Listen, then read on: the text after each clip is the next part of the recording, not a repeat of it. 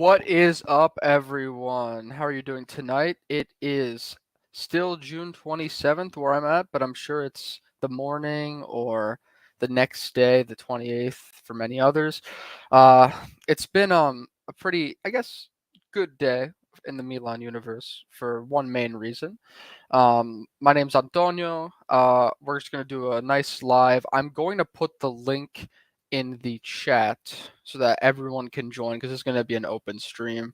Let me just add that right now. Here we go. Okay, so you guys feel free to press the link and jump in, and we can talk about all the news. The biggest piece of news today is Divock Origi arrives in Milano, and it's been a long time coming. Finally, guys. I mean, as someone who's been looking at the news every single day since the end of the season, I was waiting for us to, for the first signing to finally be, looking like a done deal. And today we have he's in the city, guys. Finally, after all the false reports that he was going to be here like 2 weeks ago, all this, we have him. So this is real, and we have our first player. And I think this is good news because we've talked about this before with Roy, who unfortunately I don't know if he'll be able to make it tonight. Feeling a bit under the weather, but Roy's in our hearts and he's in the chat. So, anyways, I was talking with Roy about Origi. We've spoken about him many times. Roy has, very serious, I mean, not serious, like, realistic views about Origi's potential impact. I'm pretty optimistic. I think he'll do well. Roy's thinking like around if 10 goals would be good for him. I don't know. I think he can hit 15. Maybe he's kind of like a wild card. You don't know what you're going to get out of him with a lot of game time. So it all depends on how much he plays, how he fits into the system in Italy. But I don't see him being a failure in any way. So I'm excited to have him in the team. So I'm excited and overall about this signing. Um, and yeah, we put a poll in the chat that says how excited are you about Origi's arrival. I'm gonna put game changer just because that's just what I do, and I have to go. I have to be extreme. All right, we have some people in the chat. Let's see. What's up, Christian? How are you? Thank you for joining us tonight.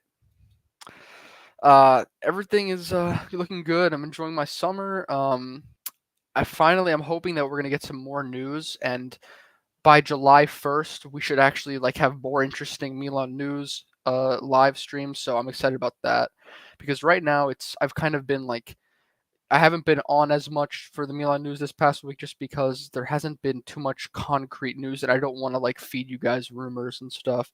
So I'm excited to actually, get some real news coming up. There's a lot of like linked players, but I was thinking we start off with Origi and just discuss him a bit and let's kind of once again, now that he's actually coming in for sure, how do we all feel? Because before there was a lot of like, different opinions, but now it's like a concrete, like he's our concrete striker now. So I'm pretty excited. So if we look in this article here that I've clipped, basically he arrived at the Malpensa airport today.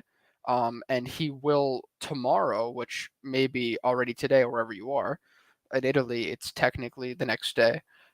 He will be doing his medicals and signing his contract and becoming a Milan player officially. So it looks like that is the schedule for him. We also have this video from, which I'll play. This would be from VTLO and on Twitter, and this is just him so that we all can see. Very excited about this. Should put it in probably full screen for you guys to see. But yeah, there's so much, and so it looks like Majidin in the chat brings up another point that we should talk about, which is probably the most concerning point of the Mercato for sure. But let me just put Origi. Here we go. Okay. Let's bring up this. So, okay, Majidin writes, is there any news regarding Maldini? And this is perhaps like the most confusing thing for me because The answer is there has been some pieces of news that keep reiterating that he will re-sign and he will stay with us, but it's the last week of June and he hasn't signed yet. So yes, in the sense that there is news saying that this should happen this week, any day now. But we're still missing the final signature with him and Masada. So this is like this has been the most concerning thing for us for a while now, and I cannot tell you that it is a done deal by any means right now. So that's what I'm concerned with, honestly. But yeah, it looks like there is sort of like really there's positive news links that are saying Maldini intends to stay, and overall, it's just kind of these little details that are being sorted out before they sign the contract. Which is, I hope that's true because we can't go another like many much longer without this getting done because this is stalling our mercato. Sanchez, I think we haven't seen any activity on Renato Sanchez over the past week. And I think that's because Lille are basically, they have an agreement with us, but they're waiting for Maldini and that all the management to be sorted out to then execute the deal. In my opinion, that's what I believe is happening. So that's I think this is a crucial thing that must be done soon. Origi came in without the management being officially signed yet, but I think that's because everything was already it was 100% completed before the end of the season anyways, so he was a done deal for a while now. So he was to be expected. So yeah, that's honestly what I think. Like, please let me know what you guys think about that because it definitely is concerning. Um,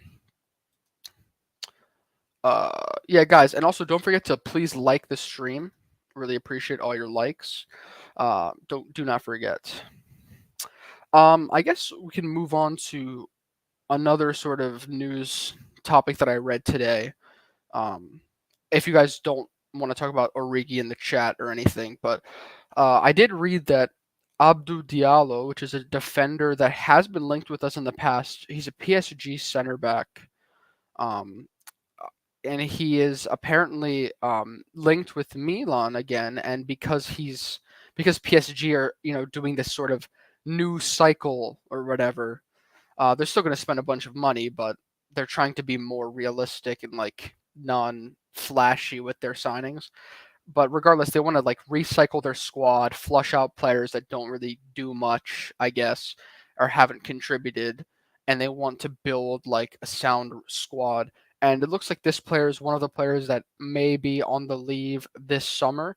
So Abdou Diallo is, I guess, a target that it's been confirmed that Milan and Maldini really like him. So he is a realistic center back option in the future. This brings up, I guess, Bremer because we're talking about center backs. Oh, also Anwar is here. What's up, Anwar? Thanks for joining. Oh, can you hear me now? Yes, yes. How are you? How are you? I'm good. I'm good. I'm fine, bro. It's 3 a.m. I've been playing all night. You've been doing what? I've been playing all night gaming. Yeah. So I saw you going live, so I thought, why not? Yeah, thank you for coming on. Well, because I was running the stream. Roy's feeling under the weather, so we didn't do any streams today. Because of that, and also I guess the news has been slow the past week, but hopefully this week it picks up. So yeah, we're just talking about Origi and now Maldini and sort of like the defenders now. So just all sorts of news that we're getting. Sure, man. I'm happy about Origi. First signing of the summer. Yeah. Been a while, and happy that we're fixing the striker first because I want him to start preparing with Giroud and the other guys as soon as he can. Yeah, I like Origi a lot. I think if you still have Ibrahimovic in the team and you have Giroud, you can't really sign. It wouldn't make sense to spend a bunch of money on like the next big striker. I think this year Origi's a good player. Like he's a good striker that we can kind of fit into the team and cycle him in our the rotation, without having to like overcommit to playing one striker more by a lot. So I think it's going to be he's a good player that fits into where we currently are at for Yeah, sure. I think he's a better Rebic, to be honest. Like, I see it that way. I think Rebic is like maybe I don't Because know. Rebic, he can do the yeah. same roles as Rebic. That's why I'm thinking that way. Do you think Origi can play as a winger? Yeah, yeah, yeah. He played Like on the left for a while. Not as many times, yeah, but he not as can many. do that as well.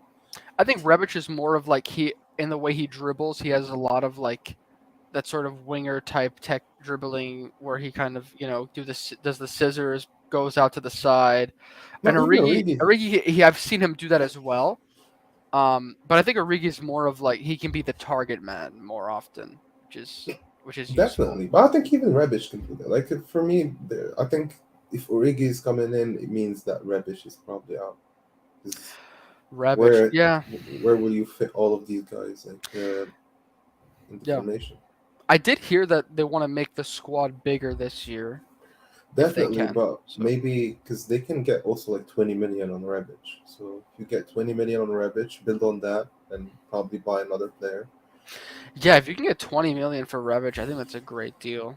Yeah, Like for his age if as the well. offer comes in. Yeah, Origi tomorrow. I think he's gonna wear the new kit. Oh, maybe because the new kits have basically been confirmed everywhere except for the club. Like the club hasn't like released anything about them yet. Um, so maybe when they take, I mean, if they take like pictures with the kit, they're probably going to have him in the new kit, obviously. So that makes sense. That's yeah, actually a good probably. prediction. And But I one don't think they will show him with the Milan kit yet. I Well, think they usually what just they do is show they the post the pictures and the videos and everything with like him at Casa Milan when he signs, and yeah. usually they'll take like pictures with the jersey. But yeah, Because I think the jersey they're gonna do like last year. They did like a video promo for the jerseys and remember that? yeah, yeah. Last year they released them much earlier. Yeah, Like true as this well. season, I think it's the management. Honestly, the management is stalling everything right now. No, because remember last year we wore the new kit like the last week in San Siro. Yeah, we did. We wore it against. I think it was like, well, yes, we wore it. It was one of the last games we played, I I think believe. one of the reasons though, maybe they're renegotiating the deal with the Puma. They should probably. 'Cause Yeah, now you're Puma's not really the most popular, like with a well, lot of they are fans. they have Manchester City like they do pay a lot like to the other teams, so probably they need to renegotiate the deal with Milan because Yeah. normally they had Dortmund, Marseille, Milan, Manchester City. What else? Yeah, I think these are the main ones. Yeah, I feel like I want to say like I don't know about I don't know if Wolfsburg was also them, but Yeah, maybe I don't know. maybe. But yeah, like the two main clubs are City and AC Milan. Probably like they should give us something around a better deal compared to what we had before because we Yeah, were negotiating as top four. Now we're negotiating as a champion. Different. yeah, for sure.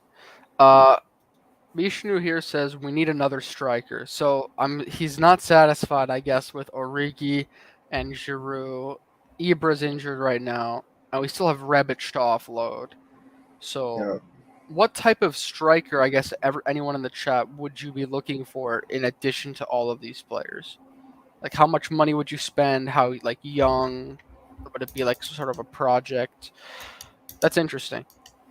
Um, it's interesting when you mentioned Marseille. I was reminded that Marseille is interested in Hakim Ziyech as well.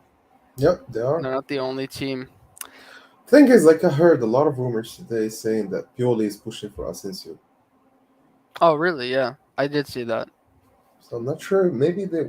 I hope we get both, and I'll be happy. Do you like Asensio? Like, we don't have him, so I'll take him. I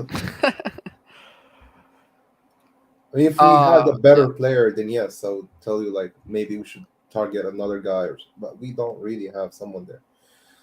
Or for yeah. the cam. So I think both of them can play cam and right wingers, so, which is Mm, good. So you can like try both of them on both sides. right. Bishnu here says Sasa Kalajic. This this striker, I remember him last summer. I believe there were links with this striker. Very tall. Like I want to say, like extremely, definitely taller than Ibrahimovic. Like he's really tall. Um, but yeah, I haven't really heard much about him. I didn't watch the Bundesliga too much this year, so that's probably why. To be honest. Yeah, so yeah, he looked good last year. I don't know if I mean maybe he would be good because he wouldn't really he'd be fine with like rotating and not playing every game, and that's who you need right now at this stage. Maybe, yeah. Well, I would probably like honestly like if we just need someone for rotation, I would bring back Colombo. To be honest, Oh, really? because you already have Giroud and Origi. Probably they would not they would not be okay if you bring a real starter to the team. See my point? Yeah, no, Because that's they true. want to play as well, and we only play with one striker. We don't play with two strikers. Yeah, that's So, the with the system that we currently use. yeah, It's very interesting because even with like the midfield targets we're looking at, the forward targets, you don't really know where Pioli can play them. Like yeah. it's up to Pioli to move them around. And honestly, I trust Pioli now, like because he's targeting the players he sees will fit him most likely. Which I believe they should trust him as well. If he thinks that Asensio is gonna fit his system, then give him Asensio. Yeah, I think I agree. I would say though it's hard. I think Pioli, the reason why in the past like things were working out with him is because he was totally fine with not getting his like first choice and Yeah, players because like Chiesa, for example, but Berardi. I even think now, I think it's still the same because he understands like the budget situation of the club. yeah, no, it is, and I just wanted to say that if we potentially could increase our budget, which right now doesn't look like it will happen. I mean, it's too early to tell, but if we can go for players that are a bit more ambitious, uh, it would only help us. If we're able to afford the players that Purely likes, get them Yeah. early on. I hope the next signing, like next 2 days, we see Renato. Yeah, I think that's going to happen after the management finishes up. I mean, I haven't seen any renewed PSG No, interest. no, PSG is not offering. PSG is probably gonna look elsewhere. Yeah, Sanchez is like a backup solution for their first target. Probably their first target is somebody else. I'm sure about that because I think PSG are willing to spend around 60 million on the midfielder and like 70, and Sanchez is only 20. So yeah, for them, probably they're gonna try to get Rodri from City or something like before they go to Sanchez. You know? that's true. I think that if Galtier and Luis Campos, if they rate Sanchez though, like that's probably why they would go. I mean, I would think Of that they course would they do still, rate him. yeah, Thing is, exactly. like, That's if they tell them, if they tell the ownership, like if they say, okay, we think he's a great player, just buy him, then I think they'll be willing to put the money down. thing is, Milan probably will give you more playing time. You never know in PSG because you can go there. The new coach or the same coach is gonna prefer Paredes to you, Yeah, just based on his like belief in a player. He believes that Paredes is better. Maybe that's not true, but he believes that way. right. I But don't know. yeah, you don't really. It's hard to PSG, man. Because Like, Milan, it seems like there is much more room for you to play yeah, and to we develop as well. yeah.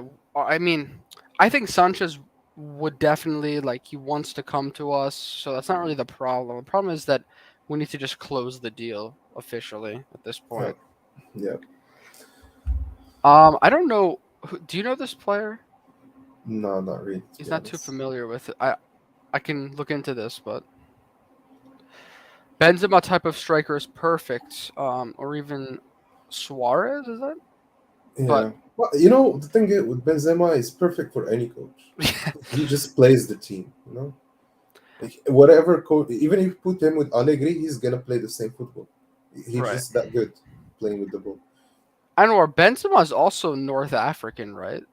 Yeah, his roots are Algier. more Is he Algerian, but Algerian? I born think and he's Algerian. raised. Yeah, born and raised in France, but his parents are Algerian.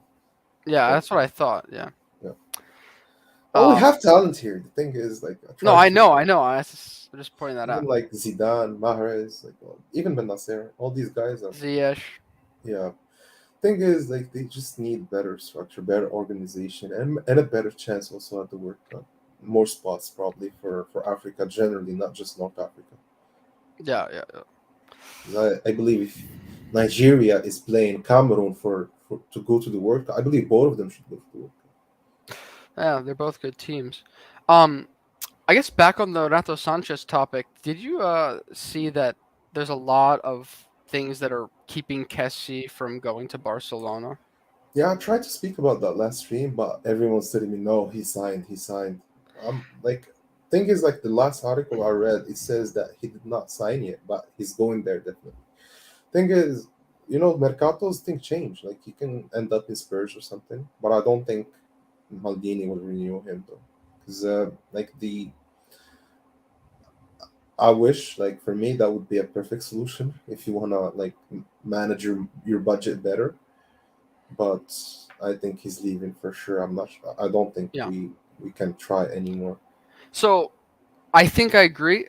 He did technically sign like a pre-contract agreement, but at the end of the Oral day, agreement though, like yeah, if they can, he didn't sign the contract, I don't think, but the pre-contract is saying that he will like, unless I mean I'm not sure legally what it says, but I'm assuming it says that barring any sort like crazy circumstances, that Barcelona is intending to sign him this summer and to pay him a certain amount of money. I think it was like 6.5 million, 7 million a season. yeah. I think Um, also like they just like guys last time on the stream they argued that Barca just need to move money around so that they can solve the issue with La Liga. yeah, Probably La Liga would allow them because they want players to come to Barca. If not, La Liga will lose all interest by next year, even right. though Madrid won the Champions League. Yeah, I think yeah, so with Kessie, I think he will leave, and if it's not to Barcelona because of their issues, he's leaving to go somewhere else because, I just um, hope he does not end up like with Inter, like Juve. That would no, be like yeah, that would a be stab in the. terrible. That I would don't be think he would terrible. do that. I don't. I think he You has. never know. Like, what if Spurs is not willing to sign him? Barca now does not want him anymore, I and the think if a only Premier option League, is Juve or Inter, and they're I giving him the yeah, salary he wants.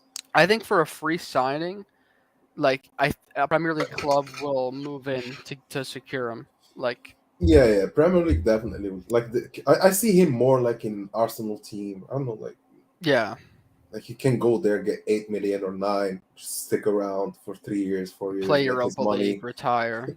Yeah, not even retire, just play there for like 4 seasons, get his money like Obama, and then move to Barca. Yeah.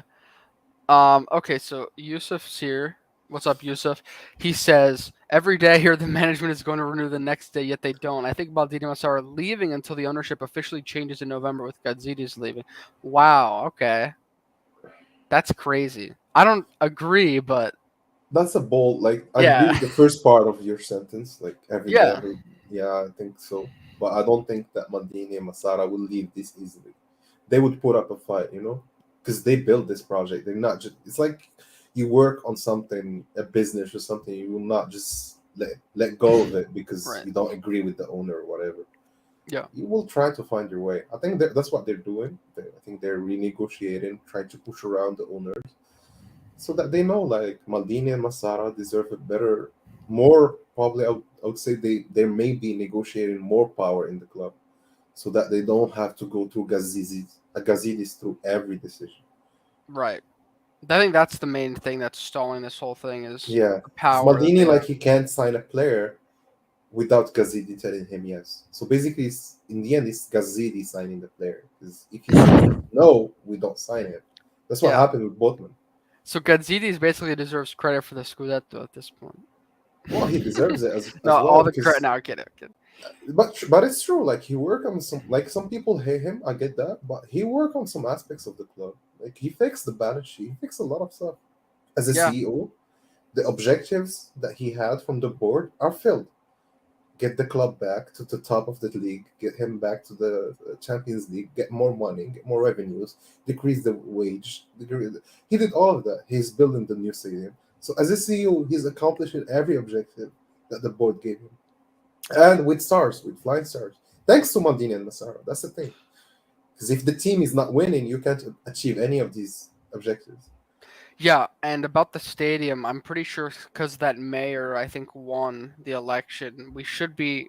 getting some movement up for the stadium. Hopefully, we finally get this sorted out. Yeah. But yeah, another thing that we have to do. I think like things the moment Maldini Masara will renew, things will go super fast. Like you will see a lot of things during that week following their signing. Like the Yeah, moment they're gonna resign, you're gonna see a lot of players being signed in Milan and players leaving Milan, and also the news about the stadium. A lot of things are gonna follow. I think.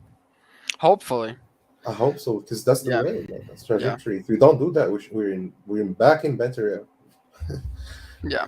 Uh, Vishnu says, "Do you guys think we need intercepting defensive midfielder in addition to Sanchez?" I listen. If we can get another like more defensive midfielder, if we can fit that in, I would not mind that at all. Like I would like that. There's some Don't you think players. Sanchez does that as well? Like I intercept? think that's the question. Everyone is sort of debating how much defensive work he's gonna do. I Because think like I saw him against us. He did a lot of defensive work. I know I agree. I think he's good at defending. I don't think we necessarily need one, but I would take another player, like especially a cheaper player like I Onana keep from Bakayoko for Hull. another loan. It's Bakayoko the like cheap didn't option play as though. much. Like I mean, you he keep doesn't him for deserve another all the hate. loan, Yeah. just like whenever someone is injured, maybe he can step up, maybe. And Yeah. I don't know, like Bakayoko for me, I was gonna take the risk on signing Bakayoko like when Maldini signed him, for example, because I believe that when that player gets back to his form, to his playing game, he's one of the best in his position. Yeah. That's the Bakayoko problem with is Bakayoko. When he drops, he just drops so bad. But when he's up there, he just up with the best.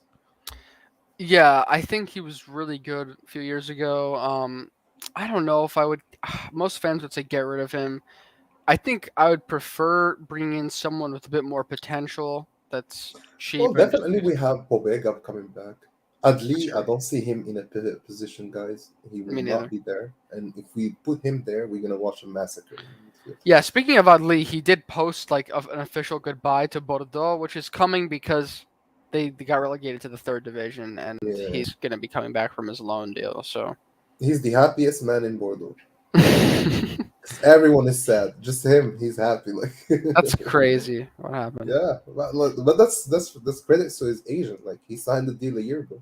Prometheus says, heard we're interested in Dembele, and if he's referring to Which Usman Dembele Dembele though? from Barcelona, I doubt that. Because didn't he renew or not yet? No, but I'm pretty sure he's been more I don't know. Like optimistic even about renewing. no, I heard some things about Barca maybe trying to offload him because he's demanding a lot of money for his wages. He's That's demanding true. like 12 million or something. Yeah, that is true. Barcelona, I mean, then they're offering for Lewandowski now. Like it's a mess. I don't know. Like I don't know how they're able to sustain this. Um, on the other hand, I don't know how we're gonna start, looking at players, buying players with our management because we have our own issues, but not as serious as their issues for sure. Yeah. Um, but yeah, if Usman Dembele is a right winger, like I guess technically position wise makes sense, but I don't know, guys. I think his wages would be crazy, and I'm pretty sure like I can see him going to like some Premier League club or somewhere that can afford those wages. Okay. I'm not interested in which players will come. I just want Maldini Masara to renew their contracts. Honestly, that's what everyone I think can agree on right now. Let's see. Let's have them renew, and then we can talk about transfers. Yeah. But we have to see this happen. Like it still hasn't happened.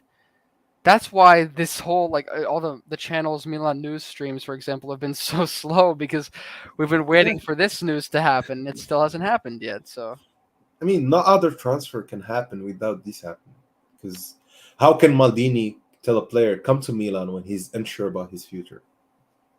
yes, Like you can't bring a player when you're not gonna be there. exactly. So I think they want to secure their position. Yusuf is asking what's holding them back. I think what's holding them back is they're trying to get more power out of the board, so they restructure a bit and streamline the club as a whole, so that they don't waste a lot of time and conversation like dumb ones that will probably can be avoided and do the decision directly. And I Yep. think also Maldini wants more security and guarantees because remember, guys, that he was at some point the target by Elliot. They That's a were good gonna point. replace him. They were gonna replace Pioli, so they had no guarantee, you know. So I think Yes. they want more guarantees as directors so that they can operate and not worry about that side as well. Because a lot of talk was done behind the back of Maldini, the Super League, a lot of things that he was not even involved in, you know. Yeah. That's a good point. Uh, can we sign Dybala as a cam? Uh, we Yes, could. We could. it's out there. If you have the money, go and grab him. So you like Dybala? Yeah, my dream mercato this summer has been like I had a fun one when I was just like shitting on people on other clubs in the league, and I was saying that I just want Lukaku, Dybala, Zaniolo. Just so the other clubs are just so pissed. But if I'm being too realistic, to be honest, I want probably Lewandowski, Dybala, if we can. Why not? And Ziyech on the right wing or Asensio, one of them.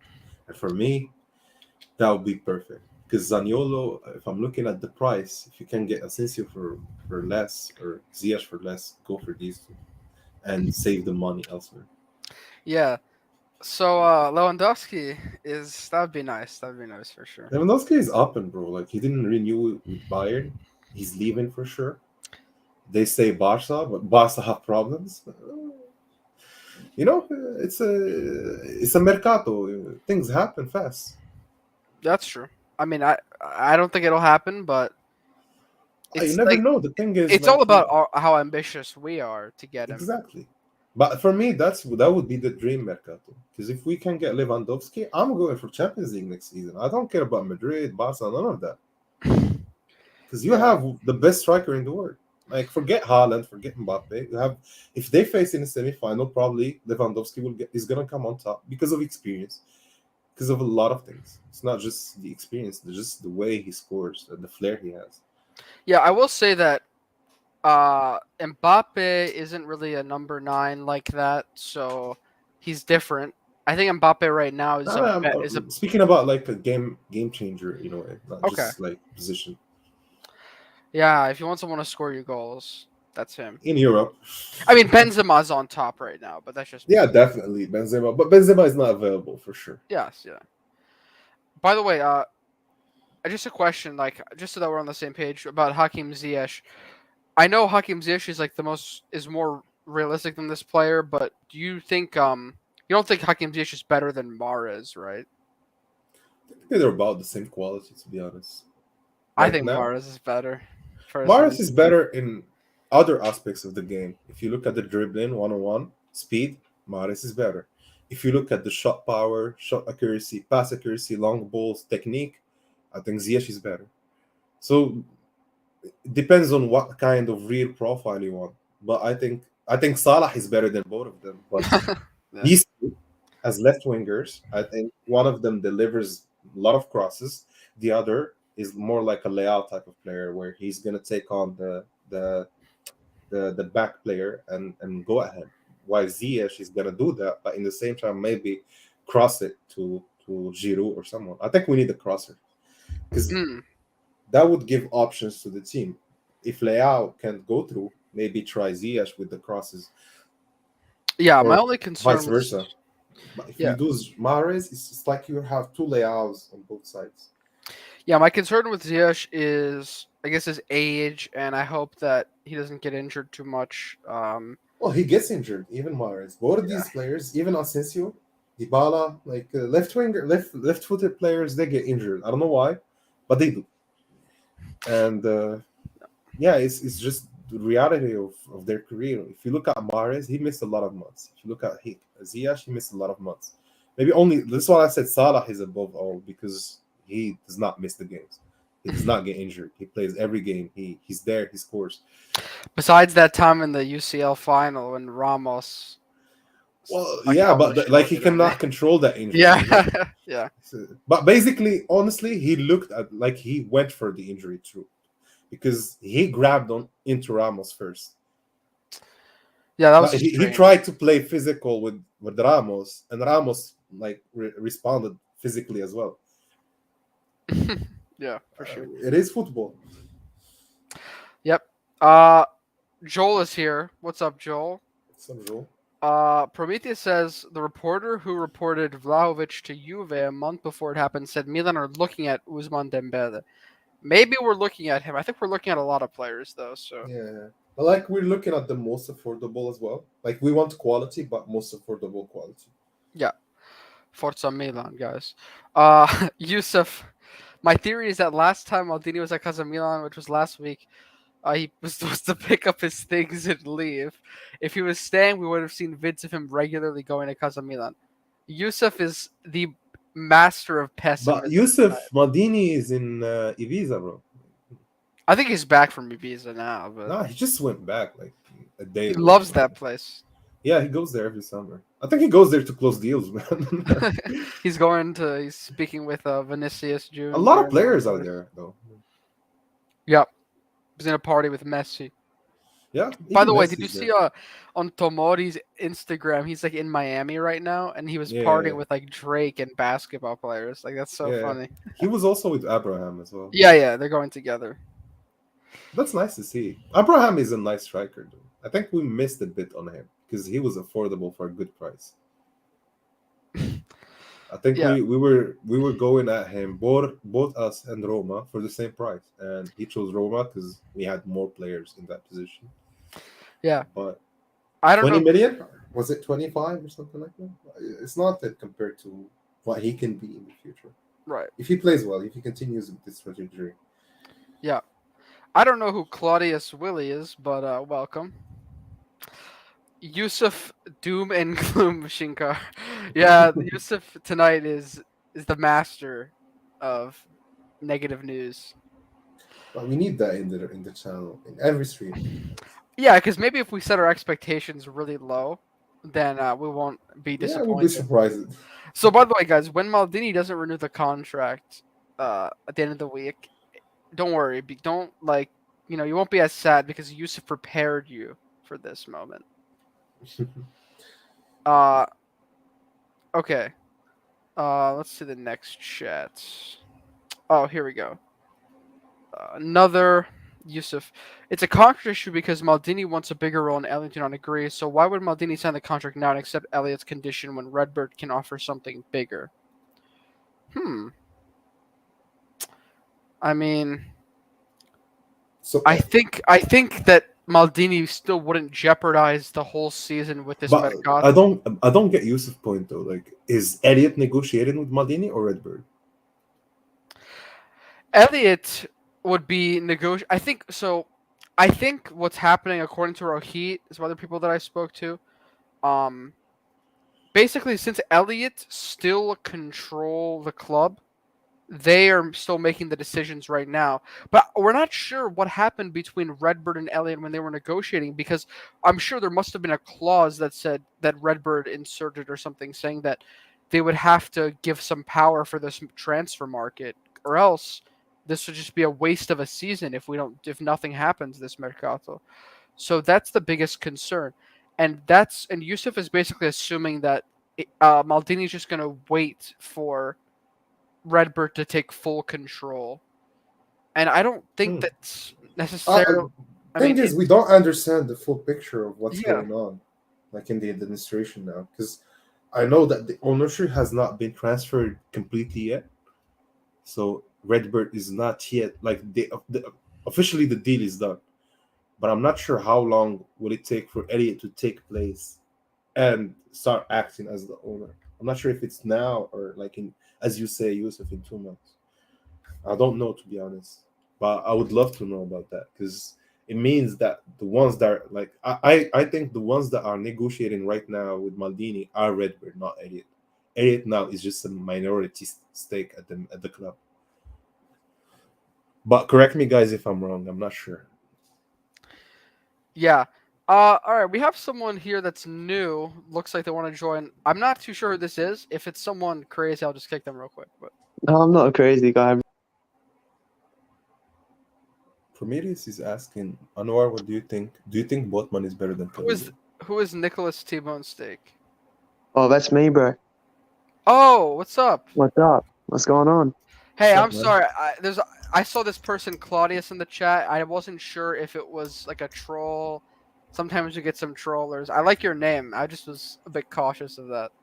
Nah, all good, bro. AC Milan for life. What's happening, boys? Hey, how are What's up, you? man? No, so I guess the whole point of this conversation is we don't know what is going to happen with the relationship between the two different groups with Elliot and Redbird, and you know, where they kind of agreed to give power in certain senses. But I think that by the end of the week, I'm predicting that Maldini's going to resign. Bro, we've been saying that for how many weeks now? Yeah, I know, but this I is the don't wanna. last I week. don't wanna say it anymore. Like until I see it. Yeah, I should just shut up. I should just shut up. Like until we see it, because like I Have don't you want to jinx guys it have though. you guys seen Origi's flown in today? Yeah, Yeah. look at I put the news article right there. Like, This is from the Oh, airport, yep, like yep. the moment he arrived. that's crazy. I'm happy about this a lot. Yeah, definitely, man. To be honest, like this is a great deal, like a free deal for Origi. I'm happy with that because Liverpool was trying very hard to keep him. Yeah, Yeah. because they don't want to let their players leave for free. Bro, Because he's a quality sub. That's the thing. Like he enters a game, he can definitely change it. And from I'm what not I speaking like a shit game. I'm speaking Champions League games. Yeah, from what I understood, when I was reading like a while back, they released an article about someone close to him. I think Mm. someone in Africa who was close with him, was talking about this situation, and he said that Origi basically like they were really trying to get him to stay, but he told Klopp, and he spoke with Liverpool, and he said like, can I get guaranteed more game time so that I can maybe join the Belgium squad for the World Cup? um they couldn't give him more than what they were offering now, so basically they couldn't like confirm that, so that's why Origi decided to move on. So that's the thing, like he's definitely valued, it's just how good can he be? That's the thing, what's his like I limit? think he's gonna boss it in Serie A, man. Like I've seen players come from EPL like Origi. They come and do very good. Tomori, Giroud, it's working Yeah, so far. I think in the like this year, with different clubs that, like I think in the Serie A, you're seeing more clubs being a bit more progressive in the way they play. Like there's still a lot of teams that play very old tactical sort of like defensive styles, but I think there's more and more teams that like Empoli, Sassuolo, uh, even like Juric's Torino, things like that. You see these teams that are more open, and I think that they're trying to become more modern. So I think Origi will do well in these situations, because if you're looking for a modern striker just coming from Liverpool, this guy's he knows how to play very fast pace, and Yeah. I One think other thing is that like I see other leagues coming now to Serie A, like players from other leagues like EPL, like La Liga, like Ligue 1, Portugal. So the inflow of players is much better compared to I would say like 5 years ago. It was only Juve probably attracting a good player, while right now even Roma can do that, Lazio can do that, and yeah, I'm happy that the whole league is taking like I hope the whole league will take example from and understand that you don't need 90 million to create a competitive team. You just need to do things right. Put the right yep, money in the right places. Put the right people also in the right places. And yeah, that's and the about it. yeah, I think the question is now, can this sustainable project win a Champions League trophy? Well, we'll have to wait and see. But like I the think it's gonna trajectory is take only time. Yeah, good. Yeah. Because like these players are like 23, 22, 21, like, very young compared to the winners of Champions League. Look at the winners. The winners are 30 plus. These guys have like 9 years to get to that level. I think true. they can do that in less than 2 years. Wow. I think like if you asked me like 2 years ago, when I first started to see how positive we were playing after like the COVID shutdown, Hmm. like when we first started our long I guess, or it didn't start the streak, but we like really accelerated that unbeaten streak. That if you told me that, I would say like, okay, yes, we're on a positive projection, but I'm not sure if this projection is ever gonna give us enough confidence and ability to win the Scudetto and to finally make that final push. But we did it somehow this year, with the But growth. I was always behind that though. I was on the opposite way. I was always thinking that the moment we started signing Theo, signing Benacer, and that's the whole difference between signing these guys and Biglia and Bertolacci. You're moving away from this to this, and the projection for these players is only better because they cannot get worse than this. Like Yeah. they're only starting playing football. And the moment I saw that, and I looked at the rest of the league, so that's very important also because the rest of the league never scared me. Even Juve, when it was at its best, I always thought they're gonna fail in Europe because they're not competitive enough in Europe. But when I look at this league, even I remember a year ago, I said to everyone, with this team, with Giroud, with these guys, we are capable of winning Serie A. We are not capable of qualifying to the Champions League from the group. And Wait, you that's how predicted this? bro, I predicted the 5 clubs in Serie A. Like, can I give you the whole list? You predicted the top 5. Top 5 in Serie A, top 3 in EPL, top 4 in La Liga, and the You Champions predicted League all this final. correctly. Yeah, and the Champions League Listen. I don't want final, to call you a liar, but that's amazing. bro. Like I have it on the chats. Like I told them, like even on the stream, I remember I was one of the few guys that said Milan is gonna win the Scudetto. Not because I love Milan, but I think I I put tried to. Milan second place. Nah, I put Milan first. I said we're gonna win it in the last game, and us, Inter and Napoli are gonna stretch it all the way to the final. That's how I saw the Serie A. I said by the end of Serie A, we will have as much chance as Inter or Napoli to win it, and I think Yeah. that was true at some point. That's amazing. All right, let's keep going. Oh, bro, I can give you right now the top 4 for next season if you want it. Okay. I mean, I'm pretty sure the top 4. I don't know about the order, but Like I know. I'm gonna write it in the private chat so that you can screenshot it, and we can look at it a year from now. Wait, so you're gonna put alright? the order as well? Yeah, the top 4 in Serie A next season. Let's see. Okay. Before the Mercato, wow. Before the Mercato, just based on what I saw, and the teams how prepared they are. Hakim Ziyech is a good winger. Yeah, he puts a lot of crosses. That's true. Can you screenshot that, Antonio? You want me to put it like Nah, just screenshot it. just to keep Keep it? it. Yeah, just keep Oh, it. that's So that oh wow. Okay. Interesting. Questionable. it's not. I disagree slightly, but that's fine. Okay. Well, of course, you can disagree with that. Like Yeah. it's a bet, but that's how I see Serie A next season. Anwar, do you think Botman is better than Kalulu? And also, just keep this like short so we can move along with the chat. Yeah. For me, I was against Botman deal because of the money that we're gonna pay for Botman. I was more on defense of let's give that money to the offensive field and the offensive players so that we can spend on the cam and the right wing. And I believe Kalulu is untouchable. He should be started either central back, right back, left back, goalkeeper. I don't care. He needs to start in the team because the way he develops is just amazing. I never saw a player develop that much after 2 games, 3 games. It's just amazing the way he builds on it. He looks like a veteran, and I Yeah. haven't seen that in a long time. Like a defender that starts that way.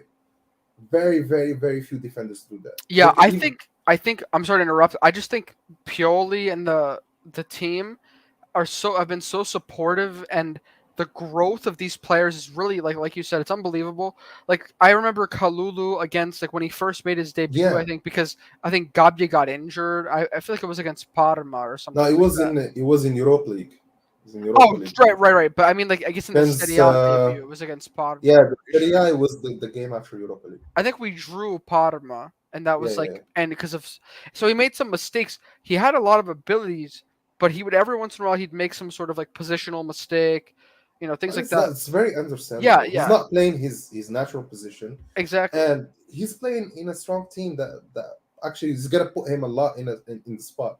Yeah, no. So and then I was saying, then this season, this guy, man, I don't really remember many mistakes that he did. Even in the game against Inter in the Coppa Italia when we lost 3-0, at least two of the goals were Tomori's fault, not Yeah, Kalulu's. yeah. It And the wasn't, midfield and not Tomori's a covering great the player, space as obviously. well.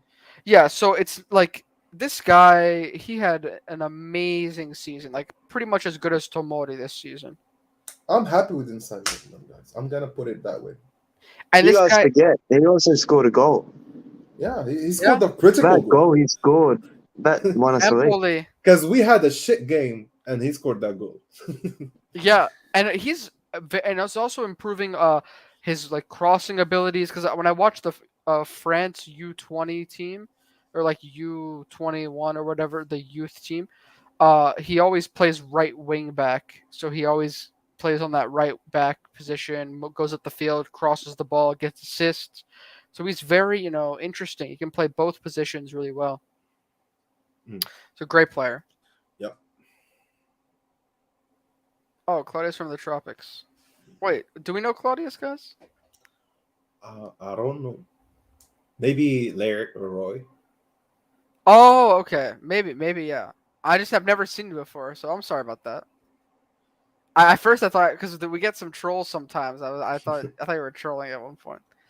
The deal is not done yet. We're in a preliminary agreement, meaning Elliot is still in charge. Yes. This is what. Right. Oh, okay. So they didn't pay yet, right? No, well, Okay. I don't know. I don't think they're gonna pay all at once. Thing is, I work in finance. You will never know like the whole truth until the deal is completely finalized. Then Yeah. you know the Right. details. Right. Guys, correct me if I'm wrong, but Maldini's contract ends in 2 days. I think so. I think it's Yeah. really, yeah. True. Masara as well. Guys, let's do a 24-hour stream. Will Maldini renew the contract? Marathon. Yeah. Not a stream then. Everyone, guys, get on the edge of your seats for this. You be ready. The board doesn't want. We're gonna celebrate Maldini renewing more than the Scudetto, bro. Like at this point. Yeah. The board doesn't change once the deal is finalized, so this is why I'm assuming Elliot is still in control. Guys, Yusuf is making me nervous. Like, what is happening?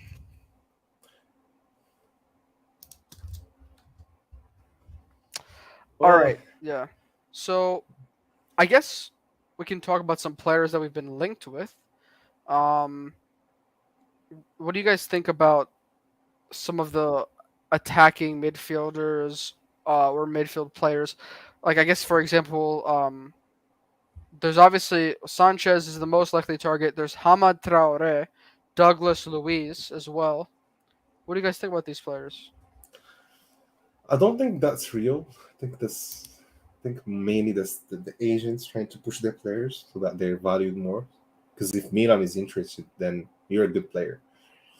I don't think that's true. I think the real rumors are Asensio, Origi one, for example, Ziyech, the ones that look more realistic to me to what we need. Because yes, Traore is a good player, a great prospect. But do we need prospects now when we have Pobega, when we have all these prospects in the team? Or do we need more experienced players who can raise the team's bar when we're falling behind? You know? Yeah, I don't know if is Douglas Luiz like a prospect or is he more? I think he's older, but No, but like I don't I know. get like for me it was more like the Traore, the kid from Brazil. Oh yeah. The other one in River Plate. For me, like yes, that might like talks might happen. Like Milan probably has picked the phone and said we are interested in your player to the agent, but to actually push it, I don't think so. I think the two players from Bruges are real rumors because their agent have publicly spoken about Milan.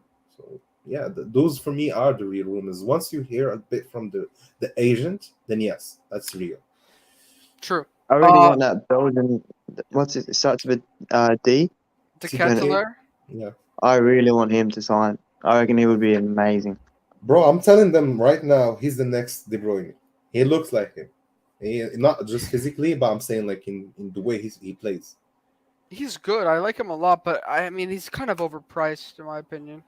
No, I think he's not overpriced for what you're gonna get in the future. Like after, if you get him and he raises to De Bruyne level, you're gonna be like, oh man, that's a great deal. We signed him for 40 million. Yes, that's true. You No, I'm see, saying right now though, it's a lot of money. I know, but like honestly, 40 million that gets you that type of player, not less. If you want less, you go for other targets. Yeah, the inflation. Not also Crazy. EPL. Once EPL Imagine him with is Sanchez, Tonali.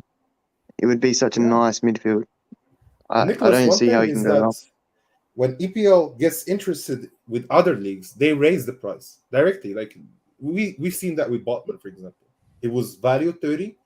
Newcastle's enters the deal. Oh, now he's valued 45. He's valued 40 million. Same for Sanchez. He's valued 20. PSG is here. Oh, now he's valued 30. Yeah. Yeah. That's the beauty of the Premier League, guys. Oh, that's also Mercato, man. Like if you want to get a good player, you need to do things fast. Like the problem with us, these deals should have been closed first day of Mercato. First day, you close Botman, Renato Sanchez, Origi. Done. Yeah, that's true. I mean, personally, I think Sanchez should be the priority right now. I don't really But mind look if. at how like Madrid done it with Chouamini. Oh Like, no, didn't here wait comes for or Madrid. No, but like look at Camavinga and these deals. They close them first day. Yeah. They don't leave the door open for City and PSG to come in with their big budget. Right.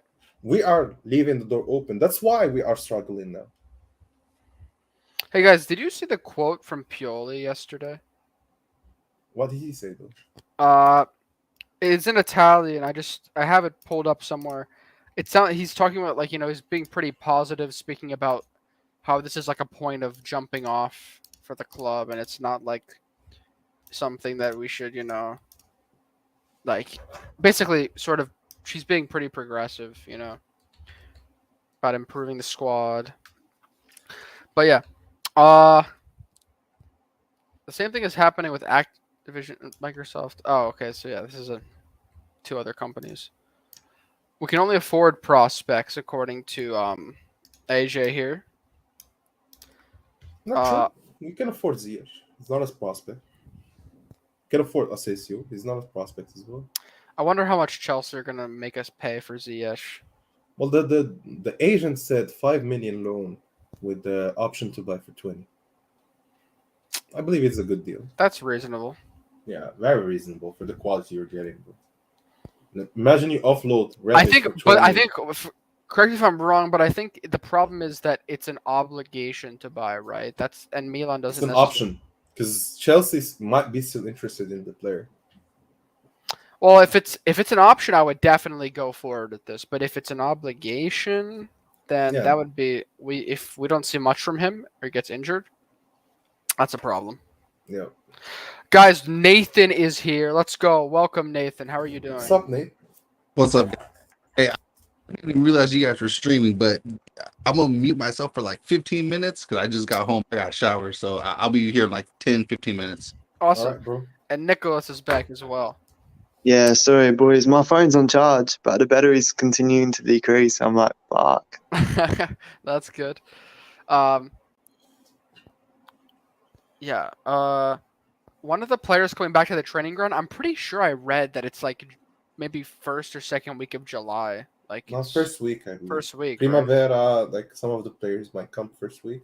Second week, you'll see the rest of the players probably. I know, like at Manchester United, like started their training practices today, just because I saw that on social media. So I'm assuming that Milan should as well. And then the friendlies are coming up, right? Isn't that like? Well, we have the That's Marseille back-to-back 17th of games. July? Yeah. We're playing Marseille 2 games.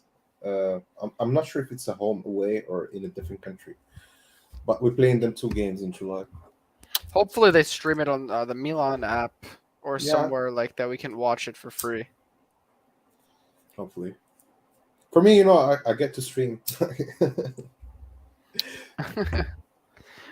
Wait. Say that again. How do you watch it usually? Normally, like for me, Serie A, this season it was available for free for us in the MENA region. Oh, really? Yeah, it was on YouTube for free. Best 5 games of the week. So every week you have the best 5 games, and Was most Milan probably you'll usually have there? Milan, Inter, Napoli, Juve, and they add sometimes either Roma or Lazio game. Nice. So you're not really missing that much. But if Atalanta has a better game, they will put Atalanta. You see. Yeah. But definitely Milan Inter were streamed and Juve because you need the fans. I think that was a move to get more fans involved in Serie A, especially in that region, because that Yeah. region spends a lot of money on football, yet they don't follow Serie A, and they used to. That's a problem. It's just that Right. people lost interest in the league and they moved to EPL and La Liga. Yeah, that's unfortunately the trend that we've been seeing. Well, they need to I'm not saying they should favor us, but like they need to push Inter, Juve, and Milan to be the top of the league. They need to push because if without that, you're not having new fans. You can't compete in Europe though Yes. without these three. Yeah. Do you guys think that we are going to get another Italian player? I think probably. That would make sense. Which Italian player would you want though? But that's the thing. Right now, all the Italian players, I think, have just been pushed by certain media. Like, I don't think that there's many real links. So I don't know, but because the other, like the Scamacca and Zaniolo links have died down. I don't know what Roy thinks about that. I think Uh, Zamala died down because of the price. Because I think Roma is only willing to accept cash. Because Mourinho wants the cash reinvest, He doesn't yeah, want a player and cash. exactly. We need a right wing that will stop teams from double teaming layout. I Yeah. agree. I would literally. I I want an think even attacking right Maldini winger. knows that. He's going for it. Don't worry. Yeah, double teaming layout. Layout 1-on-1 is very difficult to deal with. I'm pretty sure only like Skriniar and Bremer were able to stop him at times. No. 1-on-1, they don't have enough technique to stop him or enough I mean, reading. well, I will say this: maybe not 1-on-1, but like whenever Probably Leao like a plays, defense in block, yes. Like yeah, yeah. they can defend him with a triangle or something, yes. But like 1-on-1, just you and Leao, he's gonna go past you 11 times out of 10. That's true. Like he's the best dribbler in Europe. It's a stat. Most completed dribbles, right? I'm pretty sure. Yeah. Ziyech would be a But great signing. Yeah, I agree. but the thing is, like he's fighting Mbappe for that stat. Yeah, Leao is this year was 1-on-one extremely is he's successful. deadly. I mean, when you 1-on-1, watch Milan play, like this guy every time against like all of like the mid-table, especially every time you'd go on the wing, he'd do that little scissor and he hit the ball forward along the side and just run past defenders, and almost no one could stop that unless you're playing against a team that was organized at the back and they were like set up for that. But no one could stop him when he would do that. Tonali and Tomori were at the U.S. on vacation. Yeah, I was so close to Tonali, but I didn't go and like try to hunt him down. That's sad. Douglas Luiz would be a very good replacement for Kessie with his ball retention skills and creativity. I don't know much about Douglas Luiz, but I think he looks like a solid player. I don't know if the links are serious at all. Preseason is going to be interesting. Yes. Red John is vlogging. I don't think he will, but if he does, that'd be amazing. Roy says that training is on July 4th. Oh my gosh, Acerbi. I forgot to mention him. Yeah, this is a player I do not want, but his agent said today that Milan is not interested in this player. yeah, Like there's he, lots of these like sort of weird links with this player, but I don't know. I don't think that. I think out of all the defensive targets we could possibly sign, he is not really highest on the list. He's just he'd be there to okay kind of. to be a sub though. Like Yeah, for yeah. sub, I'm happy with Acerbi. Acerbi is not so bad though. Like he plays for the national team. He's I'm not. not saying Yeah, he's the yeah. best. I'm not saying he's a great deal, but for a sub, fourth pick, yes. Yeah, I think he's on decline though. Personally, like I saw him this season, he was We much could have worse than said he the was same last. about Kier, Yeah, but Kjaer's on a. I think Acerbi's decline is much more rapid. I would say, No, and but even Kier, he left like 3 teams in a year, and then he came to Milan. So 3 teams did not want him. yeah, Roy's gonna say that I'm like being an anti-Italian because I say that, but No, but I agree with you. Like Acerbi is not gonna get better, but for sure he can deliver in Serie A against a solo or something. yeah, I think he'll be fine. But I would prefer to get players that can give you either can grow or can give you more in like the Champions Thing League. is, if you want that, you need to spend. Acerbi is That's 5 true. million. That's true. It's like a Well, that's the Florenzi thing. deal. How much money can we spend? Because if we can get Bremer, I I'd don't get think Bremer. they want to spend in the defensive part because I think the reason why Botman deal collapsed is because of the money they were gonna allow for the defender. Yeah. So Milan, probably the board or the management, the owners, whatever you want to call it, is against spending 30 million on the best defense of the league. Mhm. That's So true. probably even renew Romagnoli at this point if you just want to sub. Yeah. Acerbi would cost us 5 million. Yeah, I agree with Christian here, but I mean, he wouldn't be the worst bench player, so it's fine. Have you guys heard the transfer news for Roma? I saw that they're trying for CR7 and Neymar. Although that's what like I've been reading, but I mean, Well, they this have the money and their owners are willing to pay. That's the difference between our owners that'd and be theirs. so funny. I would want that to happen. They want to turn Roma into like Inter or something. They want to turn it into that team. That's why they're holding on to Zaniolo, and even if they sell Zaniolo, they want money so that they can spend it on a better player. Yeah, I don't know how Abraham and Ronaldo. I mean, they could play 2 strikers up front. I mean, maybe that'd be crazy. Oh, yeah. Ronaldo, you always find a spot for him. Yeah. Like Messi, Ronaldo, you find spots. You change the whole system so that you can take advantage of what they can offer. I think Skriniar leaving Inter will damage Inter if they have Lukaku and Dybala, even if Where they is he going though? PSG most likely if PSG is willing to spend the cash. How much are they asking? So the initial asking price was 80 million. PSG offered 50 million, and I Bro, think they're that's too increasing. much for a screener. Like if I was PSG, I would try to buy Kalulu for 50 or 40 and not get Skriniar for 80. Yeah, PSG is not really the best at developing players, though. So. They need to sign it. Like they got. Well, I'm Coutinho. sorry. I should rephrase that. They're good at developing players. They've had a lot of youth talent, but I mean, like on the first team, they don't really give a lot of their. Well, that was younger players Leonardo's vision. Leonardo was about signing experienced players, and that's the mistake. We need both. We need to develop like you did with Verratti, but also get Messi. You know. Yeah. No Roy, no party. I'm sorry, Italian Mike. We're trying. Roy is he's hunting down Tomori. Botman in Newcastle looked like he was a force at gunpoint to sign for them. Yep. And I feel bad because if he didn't want to go to them, he didn't want to go. But The good thing is, let's say he goes there, it doesn't work out for him. Now he wants to leave. Milan comes next summer and get him for 25 or something. It's always there. Like, guys, it's We not should like take- yeah. It happens. Like, even look at Lukaku. He went for 100 and some and came back for free. I would sign Saint Maximin from them. Thing is, Saint Maximin plays Leao position. Yeah, that's the thing. But I love Saint Maximin. I think he's a great player. Look, I agree, but like I think Leao is better. That's the only thing I would say no to him is because he needs to play. He needs also to develop like Leao did with the assists, not keeping the ball too much. Yeah, I do say whenever I watch Saint Maximin playing, he always gives great passes, and his teammates would just miss like terrible, like easy True. chances. As well, yeah. I mean, maybe that's because this season, because they're doing better, maybe he'll perform well and improve his stats. I love Kjaer's long passes better than Kalulu and Tomori, and I hope both learn to do that. Maybe it's not for them. That's a good point. He does have really good long passes. I think so. What's the topic?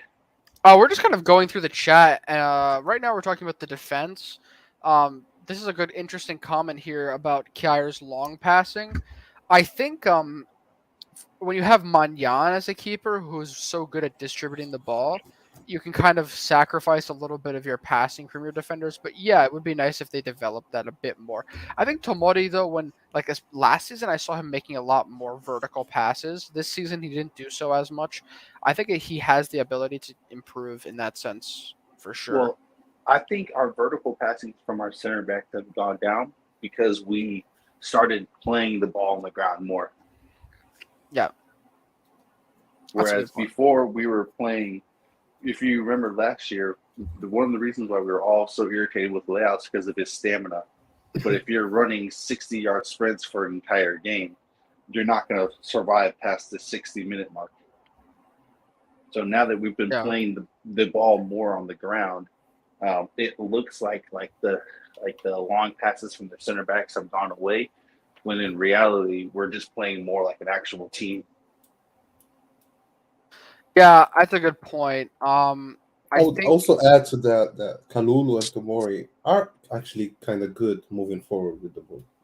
I see a lot of runs with the ball, trying to get the ball to Leao or maybe even Messias. They do that as well, like directly from Tomori to Messias on the right. I think Tomori sometimes when he's dribbling, he looks a bit like he's trying to be really quick and get rid of the ball. But he usually, when he does that, he just picks out a really sharp pass into the midfield, and he Even with his left foot. Yeah, he's very good at that for sure. I would say Kalulu is good dribbling, man. Like the body moves sometimes when he's stuck with someone pressing him, or he does that a lot. He turns away. Yeah. So I think moving the ball forward, they're both good. Problem is, I agree with you. Long balls, they're not as good as Kjaer, that's for sure. But I think even Pioli is not playing that anymore. If you look at how we changed the game by the end of the season, it was more like short passes all the way to Leao and try to build between Leao, Theo, or something, rather than with Kjaer and the long ball to Giroud, put it back to Diaz or something like that. This is what I've been asking that Milan do, and this is one thing that criticized Pioli about. Yeah, he would but he had to try it though. Like if you have Giroud, Ibra, maybe and a very good passer at the back who can give you long balls, you would give it a try as well, Nathan. Yeah, of course, and that's fine. But like I always say, but at some point I agree with you. We were using that too much. Yeah, when Milan places the ball on the ground, that is when we look the best, and that's when we are actually the most dangerous. Here's a comment I don't agree with, guys. Sell Leao, get Maximo. I was gonna get to that. If you sell Leao, you sell the Scudetto. Look, even if you get the others. I think right now, in terms of how good a player is, I think Saint Max is a bit better because he's more confident. No, he's more confident in actually taking his person on more. Do you think we can win the league with Maxima? No, but you gotta let me finish. But in terms of potential, Leao is gonna catch up to him within a year. No, I think Leao is right now better though. Like he won you a league. That's not. But not every player can do that. Yeah, but Saint Max can do everything Leao can do, but with more confidence. That's what Leao's lacking, is the confidence part. I think he has that. And Tony, no, he has it, but he doesn't have as much of it as he should. Antonio was right. When St. Max is playing, he gives a lot of great balls, but the team he's playing on is just garbage. But what guarantees he's gonna come to Milan and feel like what Leao was doing for winning you at league? The reason why I think he can is because the pace of the league is slow. I agree with that. Maybe he's gonna have a good season, but I don't see Milan winning a league with Zaniolo, Giroud, and Saint Maximin. Guys, this conversation is pretty funny because my brother and I have had this. Like, I used to be a huge Saint Maximin fan, and we would always talk about Leao and comparing him to Saint Maximin. Yeah. We would always have this kind of discussion, and because Saint Maximin it's interesting because he's a player that when you watch him play and when you watch the games, like when I would watch Newcastle play, this guy, and I did actually watch a lot of Newcastle because I was interested in like even when they were bad, I was just interested in the Premier League and I would watch them because I liked their I thought that they were like an interesting team. And I would watch them, and this guy, man, his impact was so clear in the game. Like you could see every time he was on the ball, he would make a sort of a progressive play. All the passes he would kind of cut, to create the players he would jump and things like that. This guy, man, he's clearly making a huge impact. Then, of course, he missed a lot of games for whatever reason, but when he does play, he's super, super important. So I think he's a great player for sure.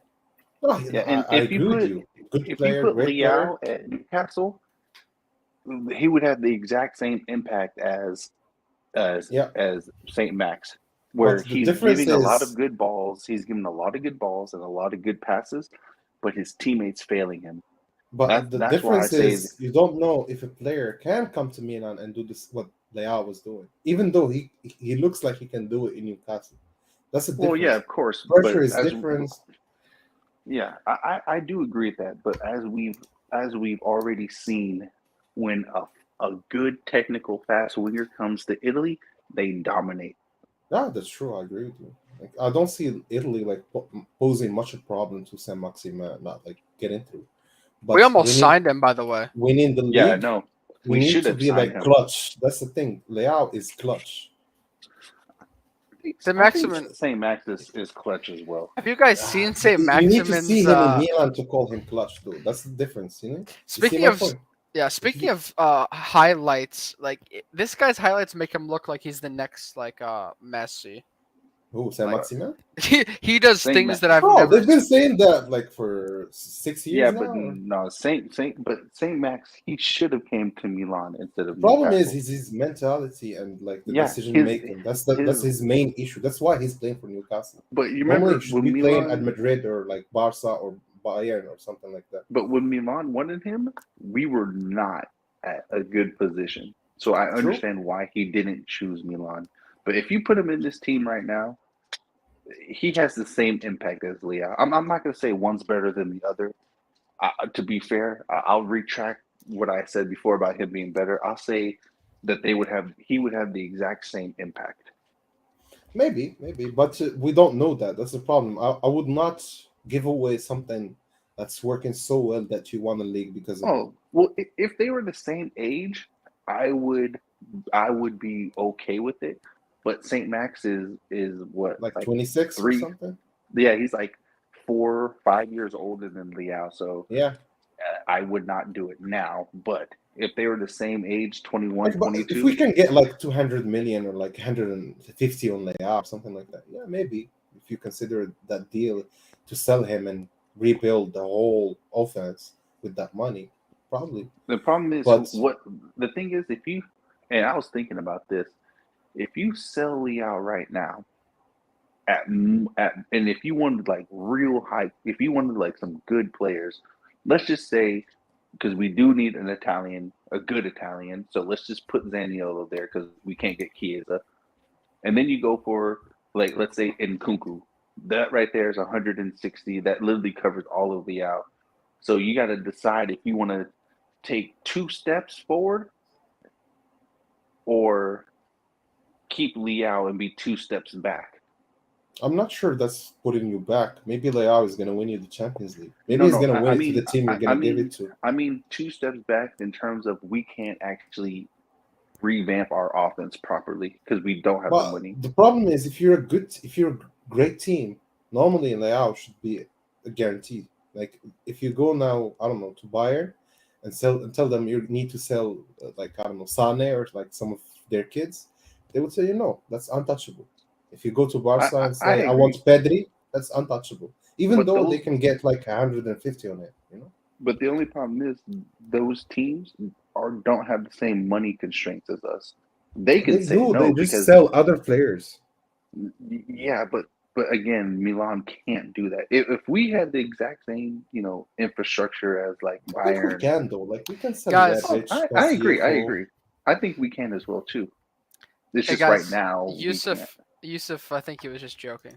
Yeah, I think Yusuf was just playing the game. But But I agree with It's- this comment more. Like keep Leao, get Sanchez, Ziyech for the loan, Diallo, Dybala, whatever you can get else. Did Yeah, you you guys have watch the the team highlights to for win him the yet? Scudetto again. Are you Did y'all watching? I'm pulling them up right now. Yeah, I'm the watching. Daniello from No. Palmeiras? Wait, No, who? this is San Oh no, I'm Maximin. watching the St. Maximin highlights right now. Oh no, released with a Brazilian. Doesn't this get Yeah, the one for copyrighted though? Palmeiras. Yeah. Did you, Antonio? Did you see the forward that I put in the group chat Oh, as he well? has like 100 million clothes, right? Yeah, but we're not gonna pay but they 100. no, guys, let's be real. 100 million, I guarantee you, he goes for like 15 to 20. What's his name though? Danilo, he's a Danilo? CDM, Danilo, right? guys, check out in the WhatsApp I put in Oh, he looks like a forward. Vinicius. No, Danilo's the No, I'm tall saying CDM. like. You said CDM, Alina right? is the striker. No, hold on, let me get my phone. But like, have you watched him play though, or just the highlights? Nathan? Christian, this is a Brazil scout video, so we have faith No, in Brazil my scout. friend watches the Brazilian in the Argentinian league, and he's the one who told me about him. Oh, Endrick. That's who you need to look up. He's he's 16 years old, and right now Barcelona, PSG, and Real Madrid are going for him. He's going to be a beast, and he's also on Palmeiras. I'm watching this highlight now. Guys, I can put it on the screen. AC Milan Primavera Andre Kubis is a right back, 6'2" and built like a tank. He should play in the Mickey Mouse tournament. Have you guys heard of this player? He's a right back? Yeah. No, I haven't heard of him. Interesting. What age group? I'm not sure. Christian is shouting him out right now. Yeah, Christian, can you tell us the age group that he's in, so that way it's easier to actually find him? But yeah, Maximin's highlights here are just unbelievable. All right, let me This pull Danilo kid looks like a City deal, like 60 million to City. He looks He's good. Gonna be good. Yeah, he looks good. I'm gonna pull him up. Yeah. This is like an Guys, next I'm telling you, Fernandinho. I'm Looks like a trying to Fernandinho. I'm trying to convince my friend to join the live at some point. He literally watches. He watches more football than everybody combined. He watches the J League, the South Americans, the Central, all the leagues in Europe. He watches everybody. Yeah, guys. I'm using for highlights. I'm pulling Brazil Scout because they're very they're friends with the channel. So please their videos are awesome. I'm gonna pull up this video about Danilo dos Santos. That's the player, right? Yeah. He's very young, right? I believe. Yeah, he's young. He won't go for 100 million. He won't go for that. I definitely think if you can give them like 25 or so, I think that's fine. All the Brazilian kids have 100+ million price tag on them. Christian says he's 18 and he plays in the main group of Primavera 1, which is so he's talking about the right back that he mentioned earlier. Oh, how old is this player? Dos Santos? I'd have to look up his age. I'm not sure. Nice passing.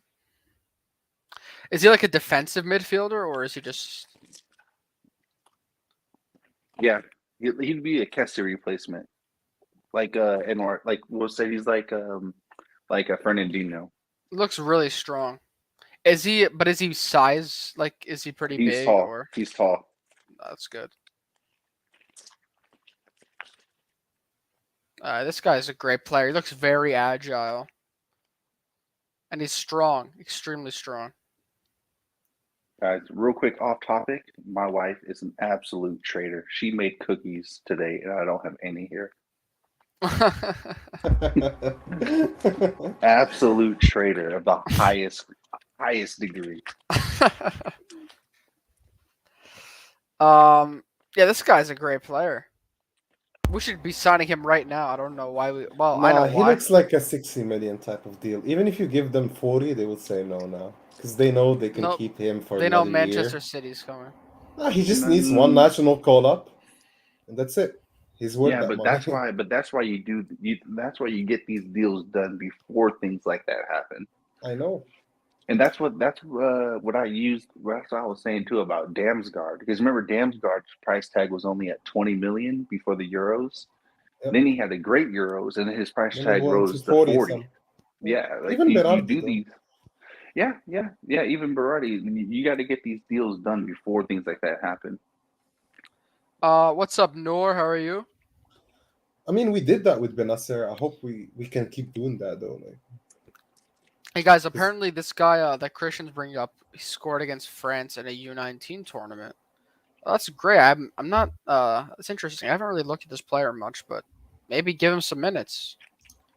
We have a lot of right backs though. Yeah, I don't think we should be worried about right backs at the moment. yeah, we Well, have it's good to have Calulu, him. Calabria, Florenzi. Okay. That's you have enough to. Even Tomori can play there. Salamakers can play there. This player is really good. Yeah, Danilo looks very, very good.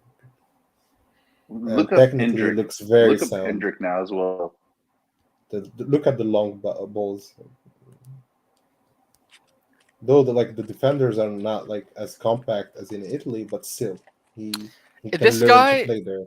yeah, I can see him easily becoming like a top CDM. Like he looks a little like he looks very aggressive, which is good.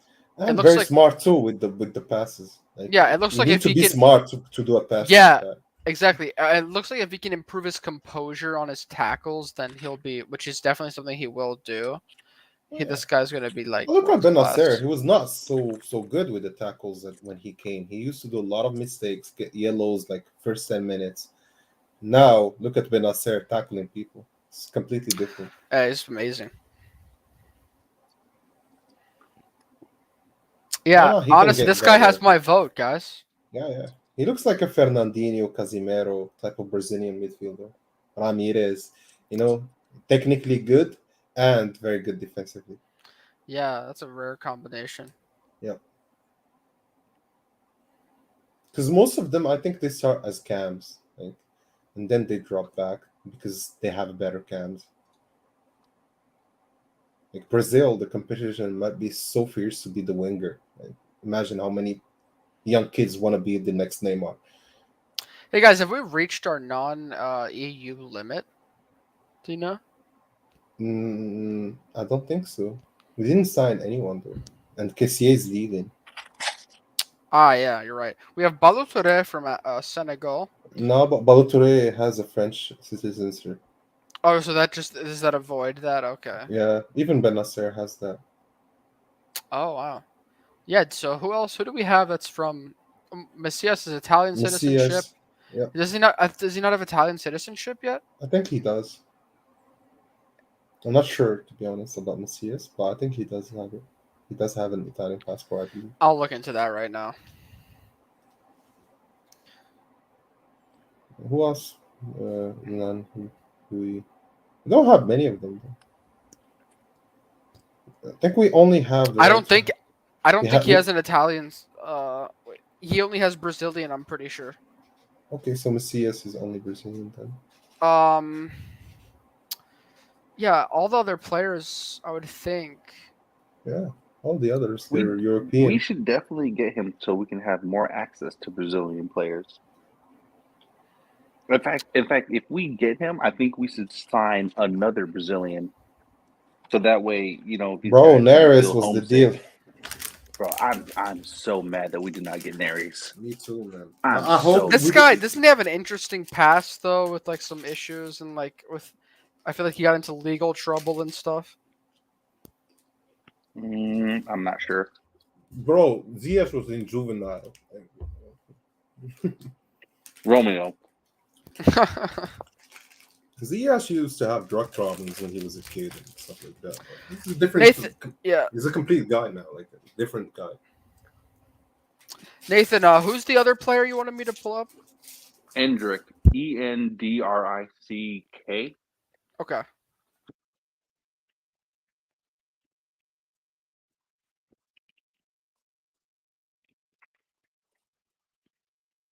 I saw some rumors saying that Milan was talking to PSV about a striker. I hope it's Malen.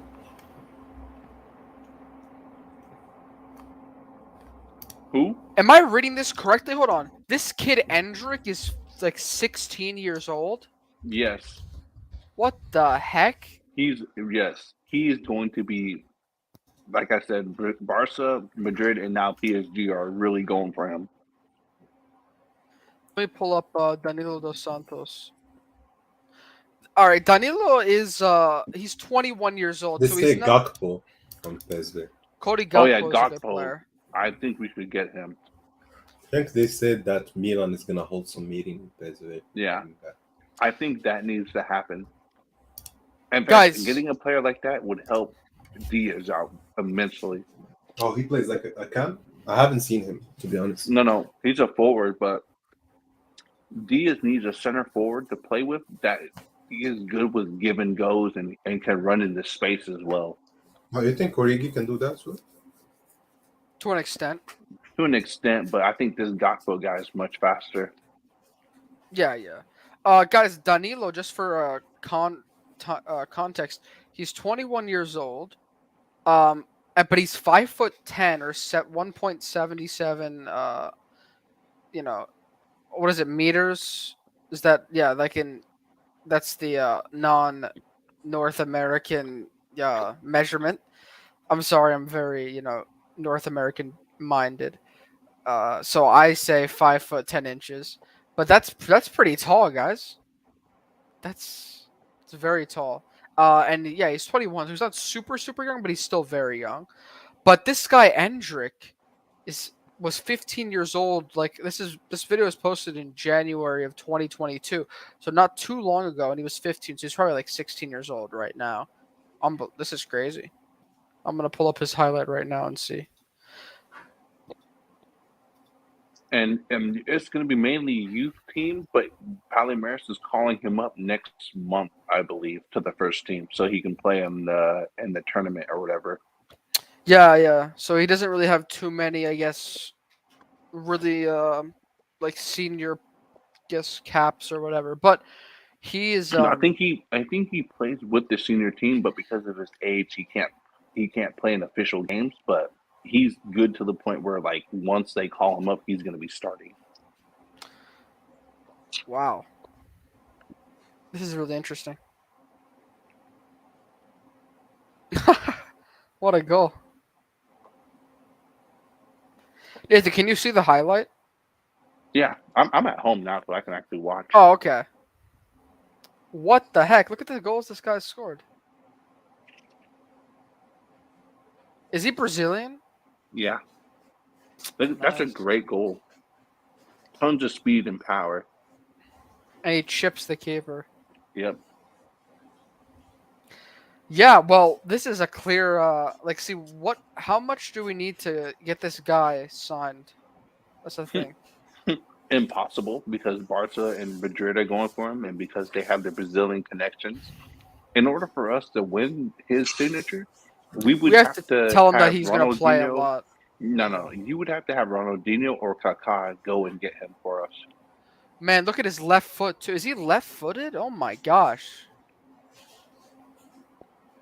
Guys, this player, Nathan, this guy's unbelievable.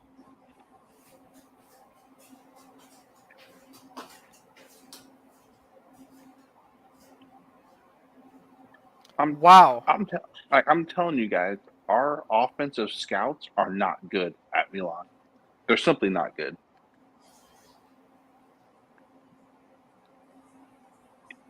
Yeah, we can be scouted with a bunch of players that we already know about. Like, if you watch the top 5 leagues, obviously you're going to know about players. But when it comes to like the Brazilians, Argentina League, Central America, North America, outside of the top 6 leagues, our offensive scouts are simply not that good. I mean, to be fair, Paquetá, we brought him in, and he turned out to be a really good player. It just didn't work out. Well, yeah, we didn't have. That's why I said, if we get this guy Danilo, we need to buy another 1 or 2 Brazilians. Because if you remember, when we had when we had Brazilians on the team, we had at least 4 or 5 Brazilians at one time. So That's a there was good no point. risk. There's no risk of being homesick. That's good. That's a good point because that is sort of something I don't want to be like stereotypical, but I've heard. I mean, it's good to have like groups of sort of people on a team because, for example, like we have Theo, Costi, Brahim. They're all sort of the Spanish connections, so they all and they're always on the bus together Now, doing Milan stuff. right now is a French team. That's basically it. Well, yes, I know, but we still need to have it'd be nice to have some sort of those sort of bonds on the club. To be honest with you, I'd rather take the gamble of French players than Brazilian players right now. You wouldn't sign, but you would still sign this player, right? I haven't seen between spending 30 million on Danilo or Camavinga. I would spend it on Camavinga. Well, Camavinga's a different story now because he's already on Real Madrid and they already. No. I'm saying when he was not on Madrid, for example, like the next Camavinga. I think I would take it on. I think that's kind of biased, though. I would take it on a case by case basis. Has better prospects than Brazil, to be honest. Well, yeah, overall, but yes. If Danilo and Camavinga had the exact same qualities, I can almost guarantee you Barcelona or Real Madrid would have gone for him before Camavinga. Yeah, this guy's. I mean, I don't know. I think if you're telling me that a player looks this good at 15 years old. France right now, I believe, has the best prospects out of all the world. Like if you look at their young players. Well, that's true. I believe the national team, they have around 4 or 5 national teams that can actually go and compete in every competition. I think though that it's France. It's also because in Africa, because of their connections with all of these African nations. That's also one of the reasons why they have all of these prospects. But they know how they did what other European nations did not do. Yeah, Spain has as much maybe immigrants as France, yet they don't capitalize on that as much as France, for example. You see? Yeah. England has probably more than France from families that actually immigrated there, but they did not use it as much as French used it in sports. Oh, guys, I'm sorry. Hans is here waiting. What's up, Hans? How are you? Sorry to make you wait so long. I don't know how long you were in, but I wasn't looking at the group. Hey, guys. It's all good. What's up, Hans? Hans, have you seen some of these young Brazilian players? I have not. I don't really watch these leagues, honestly. But I would absolutely sign a 15-year-old. That is this ridiculous. Kid is 15. Have you been watching this? No, highlight? I've never. Yeah, I've been watching it. But he's going to be valued like Vinicius when he was sold at 40 million. Yeah, but you have to. Yeah, that's what I'm thinking. How much is this kid, though? Well, probably 40 million or 50 right now. Like if you want to get him right now. That's I think a little too much. But yeah, but worked with you gotta Vinicius. understand if the reason why he's working. Yeah, but you guys gotta understand when it comes to Brazilian players, if this is a player that Madrid and Barcelona are heavily linked with, he's gonna be good. He's gonna be worth the gamble because Madrid and Barcelona do not go after just random run-of-the-mill Brazilians. Well, he better be good for 40 million. I mean. But they did but that. This guy has another 20 but look years. At the Brazilian clubs. Now they look at Vinicius and they say, okay, the next 15 years old, that plays like Vinicius is 40. Because we did that and he went and won the Champions League, you know? I agree. This kid definitely has real looks deal. like I'd he's set rather up spend for a 40 bright on this future. guy than him when he becomes like Neymar and you spend 120 to get him from Santos. Not only that, but if he's 15, he's probably still growing quite a bit. Yeah. For me, that's a good deal if you buy him right now for 40 and you also have the chance to develop him at 15 because he's still learning a lot, you know? You got to be careful with the teenagers, though, because of injuries. Like, we don't want to push them too hard like Pato and stuff like that. That's the only thing you have to be worried about. That's the only thing. But I don't think Pato was like unique in the way he got injured because he was injury prone. I don't. I know lots of people, like Nathan, for example, he thinks like you're in your prime when you're a teenager, kind of, right? No. But I disagree. Okay. No, but then we agree. I think you gotta be careful with the teenagers. Not that they're bad, just like you need to be careful with them because they're still growing a lot. some people This guy they just have physically. like. Well, Pato is real skinny. This guy has more meat on him, so it's going to be better for him in terms of being less injury prone. But don't you think also the injuries are a bit like has to do also with genetics? Yeah. Like, some people that's also are a just fair born point. It does have to do with muscles that genetics are not as good as others. Even though they train them as much as the others are just better because genetically their muscles can sustain more damage throughout the season. For 40 million, I don't think you're getting a player. No, I don't think we're doing that. Be though. a game changer. Bro, we're not even giving 40 years, probably. for Zaniolo. We're not doing that, guys. We're just dreaming. But it's good to look at these guys too. Hey guys, what do you think about this comment? Gakpo is a left winger that occasionally plays as a striker. So unless we're replacing Leao, the reason why the management met with the agent is for Sergio Gomez. He's a very technical left back who also is great on the right wing. What do you think about this? I don't know, man. I think we should get Gakpo. I agree. We need a backup left back. I don't know but I'm also okay with giving Ballo-Touré another season, honestly, because I think he does have some very good athleticism. He just, for whatever reason, he couldn't. No, I think it's just confidence and the focus. language. He couldn't focus. I think it's more the language, the confidence. He does not really understand what he needs to do.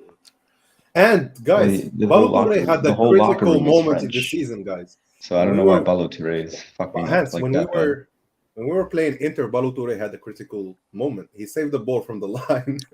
People tend to forget that, though. If they scored, we lose the league. I know he did. That's why I'm saying I'm not like all for just giving up on him yet. Yeah. Also because he's so cheap, and we need to fix other areas. I mean, if you can get a better prospect for less money, like for like 6 million, you can get a left back that can develop very well. Yeah, I know exactly who we should get for the left back. Omoregi. He's this Austrian kid at RB Salzburg. Hey guys, he also plays unless you give them center back or something. Guys, no, he's not 15. You can forget about Endrick and any of these players because I wasn't too sure how popular this kid was. I just found 5 months ago a YouTube video based like a Sky Sports News UK video talking about how Barcelona are interested in this wonder kid Endrick. Yeah, when they post this stuff, you mean his price is already like 80 million by now? Yeah, I told you, like Barcelona. I didn't say we could. I mean, if you're gonna go from, you'd have to go literally right now. But I told you, Barca, Madrid, and PSG are going for him. Well, I'm sure we've tried to get contacts with his agent and things like that, but I don't know if they're listening. I mean, that's why I said we need to get like Kaka or Ronaldinho on the AC Milan board. No, Ronaldinho is already with Barca. We need Kaka though. Well, I'm just saying a Brazilian legend in general. We have Dida for goalkeepers. No, but Dida for goalkeepers. They have Marcelo. They have PSG. They have Neymar. And now Vinicius as well too. Yeah, Vinicius, Rodrigo, Casemiro. Cafu. About like playing like in the locker room. It's different. Oh, okay. Even Marcelo is gonna be an ambassador of the club. So Carlos as well is an ambassador. They have a lot of Brazilians who are still with the club, even though not the Brazilian one. Guys, holy crap! I mean, now that I searched Endrick, all of these like ESPN and Sky Sports videos are coming out. I didn't know this guy was this popular. How did I guess this is probably when I wasn't watching as much because I was busy during the year. But he just blew up this year. Oh my gosh! Like he's already on like all of these major social media accounts. Like this guy must be definitely worth 100 million by now. Guys, who do you think is gonna be the next sign-in for Milan after Origi? I would love to say Renato Sanchez, but I think it's Renato. By the way, Majidine, I did subscribe to Brazil Scouts. I just forgot on this account, but it's done now, so don't worry. Guys, we have 2 days left to renew Maldini. Any thoughts? I think it's already done. That's a bold statement. So why? What makes you think so? I mean, I feel like he's been working this whole time, and he's doing his thing. So basically, he does not get to rest because normally the players are like having their summer, whatever. He's working in the summer and then during the season and then again during the summer. He works while he's on vacation. He's like in Ibiza, but he's also talking to like all the agents, mingling around. takes a lot of commitment. So I get why he wants more power. But if you're passionate, I'm sure he must really enjoy. Bro, there's no man more passionate about AC Milan than Paolo Maldini. Right. So guys, are we all optimistic? It feels like we need Yusuf and Redjon to come in here to like have a debate. I'm not all optimistic because I know that Maldini can stand up and say no, fuck this. I know that he can do that. He did that many times, and I love him for that because he's that type of man. Under two previous owners. Yeah, he refused Berlusconi. He refused Barbara. Do you really think he would do that last second, though? I don't think Maldini would do that last second. Maldini is a man that does not want to mess with his reputation or do something that does not befit what he believes in life or football generally. Remember, Maldini wasn't part of. He will not banter. Just do it for the money to get paid the salary. That's what I'm saying. Remember, Maldini was part of a Champions League winning team. Yeah, that's what he wanted. More than one. Exactly. That's what he said the moment he walked in. He said, "I'm trying to build a team that's gonna get Milan where it should be. If the project is not that, I'm not in it." Exactly. And he should say that. He should say that. That's why I'm saying I'm not 100% sure that Maldini will not say no. I know that Maldini can say no. He said it many times. I'm not 100% sure either. Guys, I have a question. He said yes once. You see. Guys, question: do you think Maldini is a top 5 all-time player behind like Pele, Maradona, Ronaldo, and Messi? Thing is, no, as a defender. No, you have to clarify what position. I know it's too hard, but I'm just saying overall, like, it's if very you include difficult. Just like Ronaldo, the Brazilian one, Cristiano, Messi, Pelé, Maradona, you have top 5. You didn't even talk about Cruyff. You didn't like. You see how many others you're missing?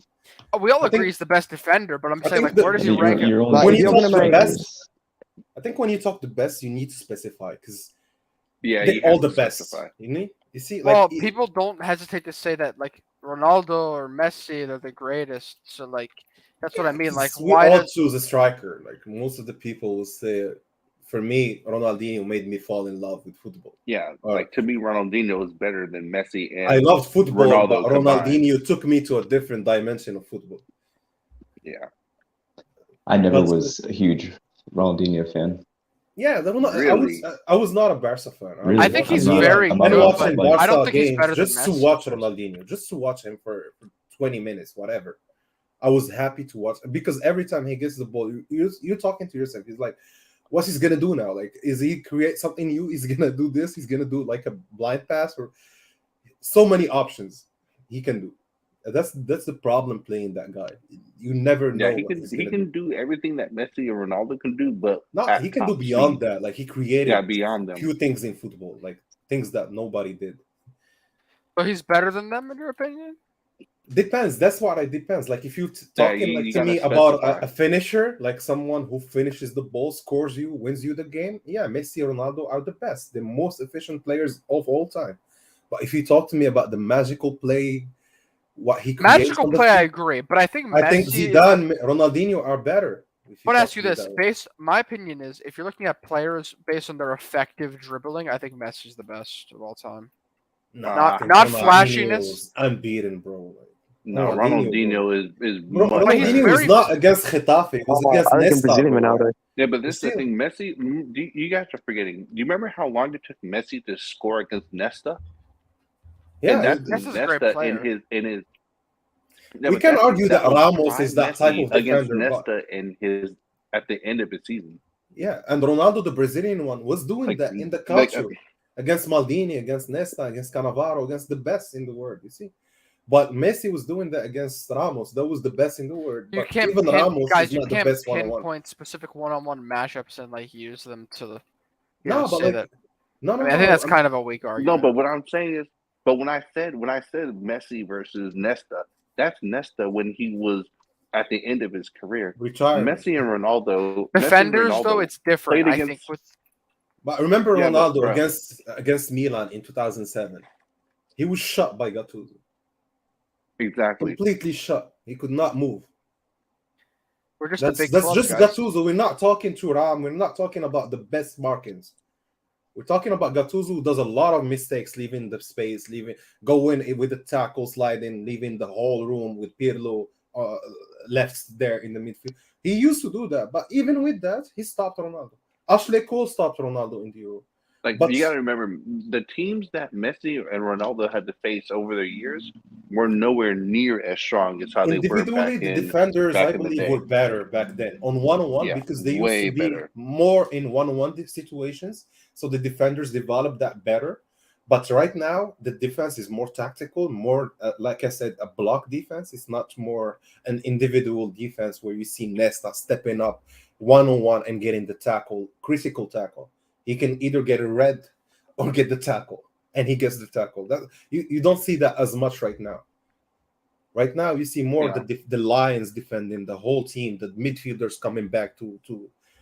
That was not the case back then. Back then, it was Ronaldo against Nesta, and the whole game. It's not just Nesta; the whole defenders jumping on him, and the aggressiveness as well. Like the football has gone very soft from back then. Yeah, I maintain like. I'm sure tackles, bro. Like, remember Maradona? The tackles on Maradona, bro. They were there to kill him. They were not there to play football. That's the difference. Right now, even if you just pull away the shirt, you get a yellow. Back then, that tackle is nothing. It's not a foul. Get up, play. It's physical. It's football. Yeah, Messi and Ronaldo. I'm sure they would be good if they were back in that day, but their numbers would be nowhere near as high as what they are right now. They will not have the same teams as well. Like you have a full team there just to support your type of play. You have Barca all there to support Messi in what he does. You have Madrid all there to support Ronaldo in what he does best. Back then, it was not the case. You had to play with I don't know, you didn't even have a good defense. And you need to take it. Like, for me, football changed from back then, but also individually, I believe some players developed their skills much better because they were much more on one-on-one situations, like Figo, like Ronaldinho, like Zidane. But right now, I see more tactical player, more physical for sure. Like this, they run more, they do a lot of things more. But skillfully, I think it was better back then. Yeah, I agree. The quality of the players, but also the football they used to play is different than right now. Like for me, you can see that even with Kaka. Kaka, for me, like even for Ancelotti, he said he's the best. He's the first modern footballer he trained. It was Ricardo Kaka because he was not a full 10. He was not an 8. He was not a second striker. He was not a winger. What was he then? He was just there to occupy all these places like De Bruyne does now. And that changed from the typical classical Rui Costa to what Kaka does. See? So football changed in a way to adapt much more to players like Kaka and the rest of them, Messi, Ronaldo. And they all are the best at what they do in this football era. But back then, it was different. You need to face a defense that is very, very strong. And if you don't have the skill, you don't make it. If you don't have the flair, you don't score. Do you think Adriano will not like walk over Serie A right now?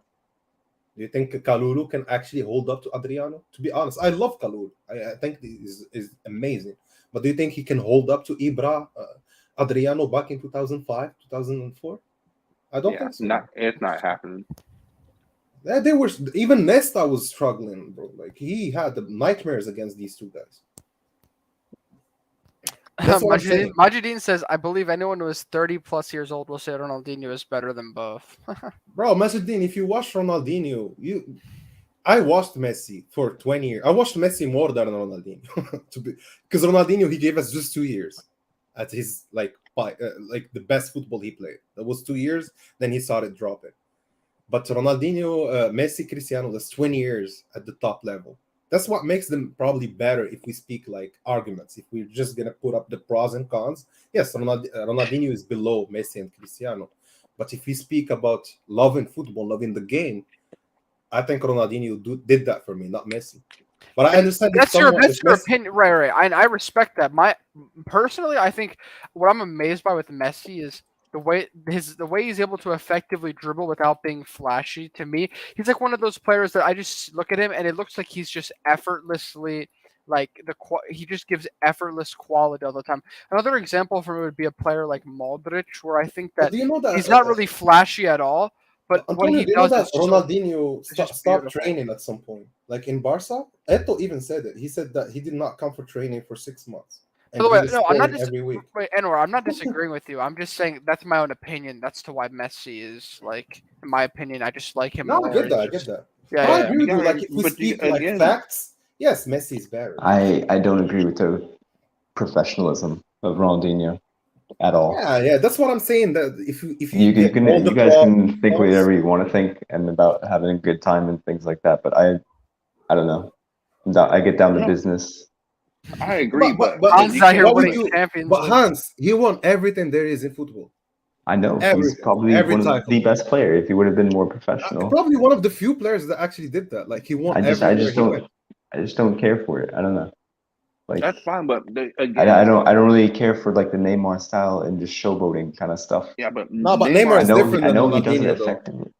I know he does it effectively, but like, no. Not for me. No, but Hans, Neymar, for me, is not even close to Ronaldinho. Guys, we're just talking about personal preferences, guys. No, I'm saying like difference, impact on the field. I think Ronaldinho's impact when he was at his peak, nobody was close to that. Nobody. I think even Messi at his peak, Ronaldinho was better when he was the best footballer. Bro, you gotta remember the defenses that these guys are coming up against. Messi can dribble past people because you're not allowed to tackle anymore. That's why I brought up Messi versus Nesta, because Nesta was part of the age where you can tackle, and he put Messi in his pocket year after year. It took Messi at least 3 or 4 times against AC Milan to finally get his first goal, a prime Messi. Bro, I watched Messi in the field, I watched Cristiano in the field, and I watched Ronaldinho in the field, and I watched all of them at their peak. Bro, Ronaldinho, I tell you, like I was like screaming, like some of the things he did, you don't believe them. Like for you, the game is over after that. Listen, I get it's showboating. I get it's showboating, but he does the showboating plus the goal. Yeah. I know what you're talking about. For me though, I personally doesn't make me go crazy. I get that. Yeah, it's my own personal appeal. Thank you, Antonio. Thank you. Some people might appeal more to Kaka football than Ronaldinho. I get that. Both of them are Ballon d'Or. For me, when I look at Messi, I just see Messi. I was using the example before of Modric as a midfielder. That for me, when I look at him play, it's the way he executes the simple things in very practical ways and to get results and to just control the game. That's what makes me like really impressed with some of these players. And that's what I like to look in. Yeah, and like my other brother, he's like 37 now or something. For him, if you ask him, he's a huge Barca fan. But when you ask him who made you fall in love with football, he says Baggio. Baggio, you mean? Roberto Baggio. He says Baggio made me fall in love with football because when I watched him, it changed completely what I saw about football. I get that some people had that with Messi, but for me, Ronaldinho just set the bar so high that it's not just Ronaldinho, it was that whole era of Ronaldo, Zidane, and Ronaldinho. I think that was the best football that I've watched. I honestly believe that. It's not just them. It's Maldini, Nesta. I think individually, intrinsically, I think I watched probably the best players. Some people say since I started watching football, for me, that's the best era. Who came up against more high-quality players? But the thing is, Nathan, we can't really make this argument because each era is different, Each era has its specifics. If you put the eras together right now and look at the defenders, you can comfortably say which era had the better defenses. Yeah, for sure, man. So I ask you, out of these eras, it's going to be easier for Messi and Ronaldo to get the numbers they have because they're not as good at defending. Yeah, I believe that back then Ayala was better than individual defense. It's about the style of play. The best ever was R9 before his injuries. I agree with that as well. I watched R9, But then again, I think when I watched Ronaldinho, it just for me it was. I get that R9 is even better sometimes, but I don't know. Like Ronaldinho, it was just that smile and the way that he played. He was But enjoying you football. understand. I understand what you're saying, but that's so you have to understand that that's his also approach to football appealed to me. See, that's right. So this is your opinion, right? Yeah, it's an opinion, guys. Yeah, there's no facts here. Yeah. So guys, we can't say that Pelé is better than Messi or Messi is better than that. For me, that kind of conversation is no, because Pelé played in an era and Messi is playing in a completely different era. Let me ask you a question though. Based on your opinion, then, who do you think is the best player of all time? Like based on whatever factor. I always say that for me, like the subjective opinion for me, I put both Zidane and Ronaldinho at the same basket. Because those two players, I was in love with those two players. I had both their shirts, and even though I was not a fan of their clubs, I had the national team shirts, and they made me play football, and I wanted to do the things they were doing on the field. So yes, for me, these are the two guys. But if I have to give you like a straight answer, this is how I see it. I always say which era. Whenever you ask me the best player, I say which era, because each era has their players and their football. If we speak about the 50s, it's a completely different world of football. Puskás was playing a completely different football. He cannot probably do that right now. And Pelé cannot do that right now. But you don't know how Messi would turn up back then. Probably he will not even play football. Right. For me, that's why I say always eras. For me, Messi and Ronaldo are the best in their era. 20 years of football, they're the best in it. Before that, it was Ronaldo, Ronaldinho, Zidane. For me, I have my list of I guess my top 4. And I would say this is my own personal preference. Maradona number 1, Pelé number 2, R9 3, and Messi 4. That's just where I would rank it personally, and that's very debatable, obviously. But yeah, but you have the right to say that they're all amazing legends. Like whatever you put on top, it's right. Right. So that's the thing. It's it's interesting. You can't really compare. That's just what I'm saying based on what I see. Because for me, Messi, if not for this era and the medicine he was having all his life to help him grow, and a lot of things that he had, the support from Barca, the scouts that usually did not go to Argentina before Maradona. You see, if none of for this, Messi would not even happen. You see my point? That era helped Messi become Messi. If probably you put him in some other era in the 80s, probably he will not even be there. You have Cruyff, you have other players who are there. Guys, let me ask you a question now. On the topic of let's do more position-based discussions. On the topic of midfield, I guess I'll ask you all time, who do you really like? I know you said Zidane, but also on top of this, I said both. Ronaldinho and Zidane for me. It's both of them. Okay, I guess maybe let's not talk about I guess attacking midfielders are fun, but let me ask you currently then, in the world right now, if you could build a midfield 3, who would you put in that midfield 3? Based on just how good they are right now, this past season. Okay. The best of past season, we don't look at their age or No, yeah, just look at their performances. And I will say I think I have mine pretty me too. Pretty locked in. Me too. All right, you can go first, I guess. All right, I'll put and let me get this right. I'll put N'Golo Kante. I'll put N'Golo Kante, Luka Modric, and I need someone from Liverpool. I was thinking Fabinho or Casemiro. One of them. For me, I didn't put Kante because I think Kante this past season he wasn't at his best. But I will say that for me I have Modric, Casemiro, and De Bruyne. I think De Bruyne is fantastic. Yeah, I like him, but I don't know in the 3 midfield if he can work. Well, that's what it technically says under Pep's 4-3-3, but he moves around, so I don't know. He plays more that's what I said, like a Kaka type of cam. He does not have a specific spot on the field. Right. But yeah, no, those players are great. Yeah, for me, it's the midfield of City, Madrid, and Liverpool. You combine those three, you probably have the best midfield in the world. I think I'd have Nkunku, Modric, and I would put Tonali. Right What? now? What? Right now. Nah, you're pushing it too Nathan. far. I love Tonali. I love you, Nathan, too. You're pushing it way too far. No, that's what I would do. I get it. Like, Nathan you have your breathed reasons. the Italian But flag. I don't believe that he is the best midfielder right now. I believe he's one of the best in Italy for sure. Probably the best. People in England think he's like overrated and stuff. I would say that EPL fan would say something like that. Like, the moment that Damien Rice was good, they said he's the best. Oh my God, Declan Rice is so overrated in my opinion. I'm sorry. No, he's a good player, but the way they the media, he's the next best. Like, I think he's gonna be the next. If they even I watched a De Bruyne interview last time, and he said this. He said, like, when we won against England with Belgium, we were so happy because we were just shutting everyone's mouth. The English talk too much. Yeah, and did you see Did you see the like, the goalkeeper Schmeichel for Leicester City? Yeah. In the Euros, like he said the same. Danish, he was like making fun of them like on the like before the game, even though they lost.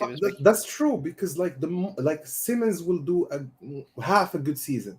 Oh, right now he's better than Modric. What the fuck, man? Like, Modric is a Ballon d'Or. Don't compare Michael Owen said Van Dijk is the best defender of all time. Yeah, and he didn't even mention Maldini's name in that conversation. No, but Owen is like he was just sour after like they lost. Yeah, but Michael Carragher, the Liverpool guy, Jamie Carragher, you mean, right? Yeah, that dude is like that's Narnia in person. He said Benzema is just getting to Harry Kane's level. Yeah, and Henri was like, "Wow, are you?" And then they lost the final. This is Henri's reaction to him when he said that. He was just like, "Wow." Yeah. Nathan, you I guess you watch like all the Champions League coverage on like the same platform that I do with like Jamie Carragher and like the other like Man City fan and like they're mad, man, on that. They are crazy. Like madder than us. Like they just take it to a different whole. I keep hearing what they say, and then sometimes I'm like, wait, is it just me? Like, is my idea of like football completely wrong, or am I living in another their universe? idea of football is and then I'm like, wrong. wait, but they just said Harry Maguire is like next like Maldini, and so then when they say stuff like that, bro, they didn't even speak about the Mori until he won the league. I know. Do you know how bad you need to be at coverage to not see that guy? No, those guys. That's why I really wish Paramount would not allow those guys on. Because I like it when EPL teams lose, man. In Europe. Yeah, that's funny. I like to see the reactions when they lose. And I love when they lose, like to Villarreal or something. I love that. Like, I mean, like the commentators, they should not be allowed on. They should not be allowed on Paramount, because Paramount is literally for the other leagues in the world. Yeah, that's a good point. Why do they need to? Why do they need to have them on there? Oh my God, guys! Talk about the EPL. You know, this is kind of petty, and I'm not gonna like bring this up just because like this is over now. But when you guys remember the Manchester United game where Kessie scored that amazing goal and it was a handball and like they took it off. Yeah. So VAR is supposed to be clear and obvious, right? Like to overturn a decision. Even from the camera angle that I saw, there was nothing clear and obvious, like in my opinion. That's just my own opinion. As soon as it was halftime of that game, there was this like British like girl commentator in the Europa League thing, like an Arsenal fan of all teams. And she was like, easy call, instant handball for United. No debate, and no one else even said a word about it, and they were all talking about United instead of Milan like the whole time. I was so mad.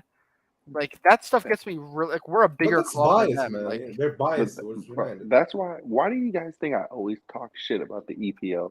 I will never give those teams the light of day when it comes to trying to compliment them. The only team I respect is Liverpool, because they went through the exact same process that Milan did right now. They spend way more money than us, but yeah. No, but they had a big banter period as well. If we were in that league, would we spend as much? Probably. Right. Like if they were in Italy, they'd have the same money as we would. Like they're literally in the exact same position as we are, the exact same situations in terms of like being able to keep world class players. So I respect them, but the commentators and even like some of the English talent, I'm never gonna rate them as high as they do. Nah, bro. For me, it's like just fun. Like when I watch them, like I'm just laughing. We all cheer again, like again. Because I like, especially when Henri is there, because Henri puts everyone back. Like he's like, chill down. Like, what are you on about? Like, what are you on? You don't understand football the way I do. Like, and I love he does that to them, did you guys see when Henri pulled up a clip of him embarrassing Jamie Carragher in the Premier League? That was so funny. He just ran right past him. It was so fast. Boys. Yes. I would say Modric, De Bruyne, and Barella for my midfield. That's interesting. I reckon. I really rate Barella. What about I guess defensively, maybe that wouldn't really be the strongest, but Barella's a great player. Barella over Tonali? For sure. Right now, I think Barella's better in my opinion. I think Tonali's definitely better than Barella right now. Right now, Tonali is better though. Oh, okay. I would say Tonali's going to grow more than Barella, but I would still say Barella at the moment's better. Yeah, guys, I'm going to be honest. I'm going to be objective here. Barella's better than, today is better than Tonali, from what he's done. Maybe last season, yes. I agree with that. I agree with that. Maybe especially last season, yeah, but not this season. Not this season, though. Because this season, Brozovic was the main guy. That's true. It's not. Last season, it was Barella wasn't as good this season. That's true. But I don't know. I just can't say that Tonali's better based off of, I know we won the league. But we have the best midfield in the league, though. But we're basing Barella being better than Tonali based off of one season as well. Exactly. You see, from what I've seen with the national team as well, Barella always seems to play well with the national team most of the time. He doesn't use Tonali. Tonali is way better than Barella, in my opinion. I think so as well. This season, I'm saying this season, right now, Tonali is the best midfielder in Italy. Yeah. Wait, better than Brozovic? Yeah, well, Barella can do certain things better, but overall, Brozovic didn't play the whole season. Tonali is better as a CM. We're speaking about Tonali, who played the most games in Milan. Remember how we struggled when Tonali's not even on the field? Yeah. We really struggled heavily when it was Kessie and Benacer. And the goals he scored. Guys, who do you think the starting midfield will be next Tonali's goals were critical to the league, though. Brozovic were not. Yeah, but not just about goals. Brozovic, Benacer, without Brozovic, Tonali. Inter were collapsing. But same for us, man. Without Tonali, we collapsed. I mean, if we put Kessie and Benacer together, we did not play good with Kessie and Benacer. We don't score against Lazio. We don't score the 2 goals against who else? Venezia was it? Atalanta. Don't forget Atalanta at the end. He had crucial goals, man. Of course, free kick, we won 1-0. I'm just judging based off midfield play. I think Brozovic is a very good player. I don't know if it's as easy just to say. But I read this season only, and I think that this season only, I think the best midfielder on the league was Tonali. Milinkovic-Savic is also great. Yeah, but no way. I was just about to say that. I was like, where's Milinkovic-Savic in this discussion? No, we should also add Pellegrini, guys. We can add a lot of guys. Yes, we should sign Milinkovic-Savic. I'm good on that. No, you just signed Kaka. That money, man. He's 28. He's 28. Nah, no, thank you. Bro, if you're gonna spend that money and give him 7 million, go give 7 million to Dybala. Don't spend the money. Do you guys think that Juventus will get Pogba? Is that yes? It's a done deal. Wait, what? It's a done deal. You'd rather have Dybala than SMS? Is that what I just heard? Bro, Dybala won the league 9 times. SMS won shit. I think Milinkovic-Savic is really underrated. Oh, you're speaking about the MVP of the league for probably 5 times out of the 9 years. He's played less games than Renato Sanchez. Man? But bro, who cares how much games he played? If he can... But still, the best player. Listen. The minutes that he's played the past 2 seasons, De Ketelaere, he played 1,000 minutes more than him just this season. You can't compare De Ketelaere yet to Dybala. You can't do that. He needs to prove himself first. Then win something. Because he's then injured and he's not professional. Ah, come on, stop it, Hans. No, you're speaking about a player who won the league 9 times. We won it once. I don't care. No, it was the team. It was the defense also. No, it was thanks to Dybala also, bro. I don't. Yeah, of course, he's a good player. No, he was the best. There's no way I would take him. Man. If I could take SMS for free, I would take him every day over Dybala. Guys, let's look at the chat a little. I mean, there's not really much news. I would take Dybala. Ronaldinho. Okay, yes, a little comment about Ronaldinho. I get Majidin's opinion about Ronaldinho. We're about the same generation, so yeah, I get that. Yeah, that's interesting. But yeah, no, like, let's move back into Milan territory a bit. So, who do you guys think will be our starting midfield for next season?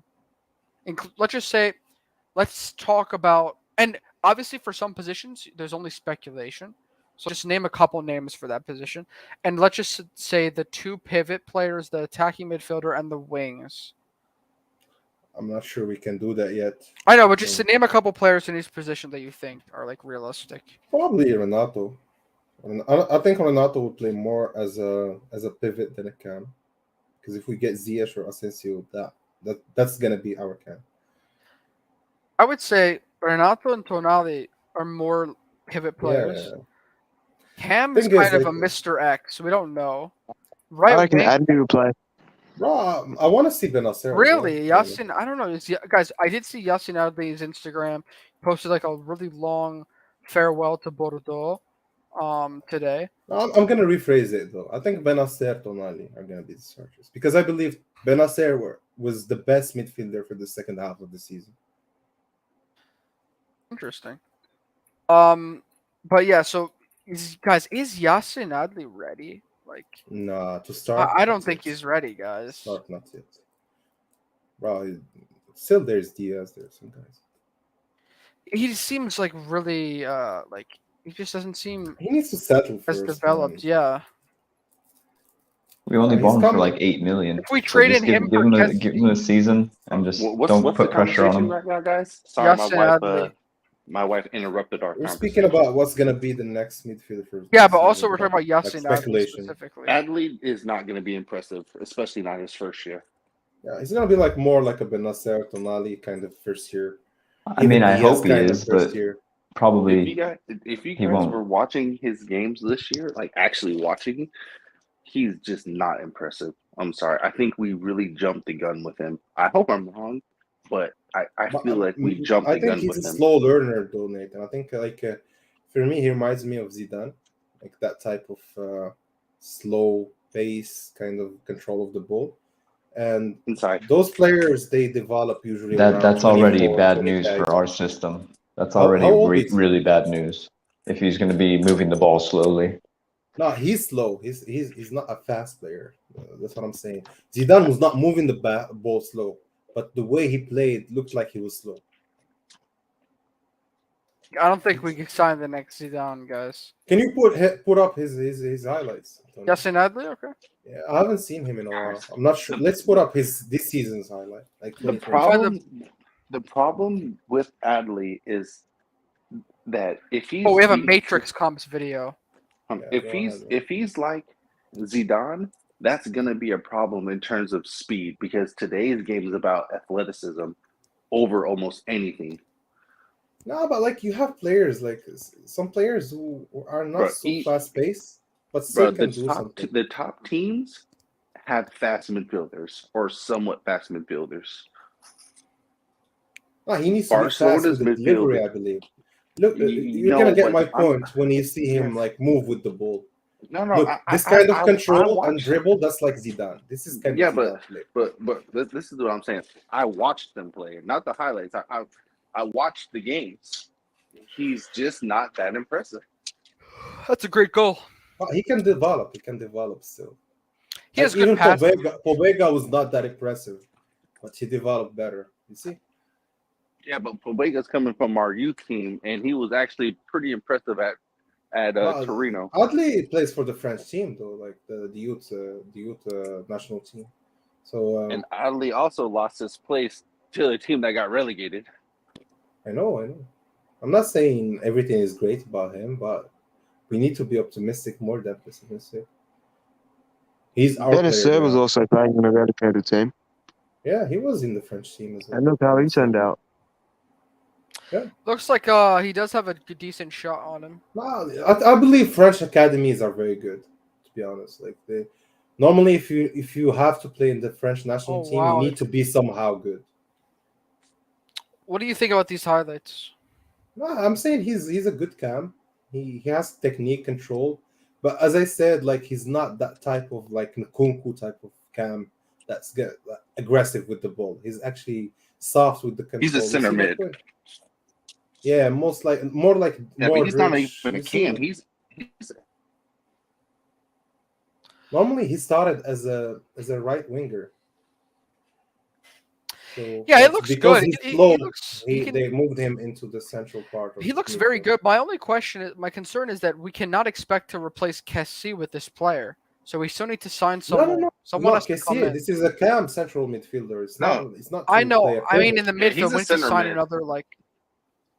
Right now, the substitute for Kessie is Pobega, but we still need to sign someone. And let's not forget, Kessie had a pretty garbage year. Like honestly, our best pairing. Even in his garbage year, Nathan, he was better than a lot of midfielders. Yeah. In the league, I can agree with that. In his worst season, probably one of his shit seasons, he still had a good season.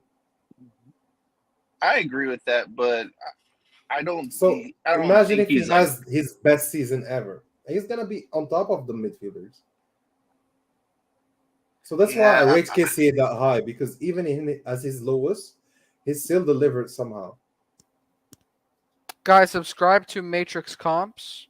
He's a viewer of the channel. Man. If you haven't in the chat, you should check out his. I'm sure they do. The fans, if they watch this stream, they probably watch Matrix as well. The Scudetto video that I posted was amazing. That was great. And he posted the old one too, 2011, 2012. Or is it, yeah, right? Or 2010, 11. Oh, he's good. He can develop. For sure. We'll have to wait and see, guys. But I'm being optimistic here. I'm thinking with these kind of passes, he can do something in that cam position. He can track back a bit. I think if the management would have been a bit smarter, they would have gone for Kamara instead. Kamara would have been great. I can't believe Newcastle or Aston Villa was able to sign him. If they were smart, they would not have jumped on Adam. His wages though are crazy. But he's a free transfer. No way we can play that. Yeah, he's a free transfer. That's why you pay him more. No, his wages are insane. No, how much? What do you mean by insane? He's getting $6 million already. EPL money. Yeah, that's EPL money, but you were offering it to Kessie though. And but that doesn't matter. You're Milan would not offer 6. Milan would offer we 4 won't something, offer 6. 3.5 or something. But we're also giving him Champions League football. That's something that Aston Villa cannot offer. A better team than Aston Villa. Yeah, not for me. Not for me. Yeah, but you're not going to give him $6 million. He might get $3 million, and he's happy because he gets to play Champions League football. Yeah, but he doesn't want that. That's why he signed for Aston Villa over us. He doesn't want. We didn't actually, bro. We didn't. We were waiting for Kessie. Yeah. If Kessie that's your opinion. We just let him go. We didn't even try. Hans, if Kessie renewed, there is no talk about Sanchez or Kamara or any of them. If Kessie renewed, Pobega is back. You have a full. We all knew he wasn't renewing for like 2 years. We've known that. No, man. Everyone.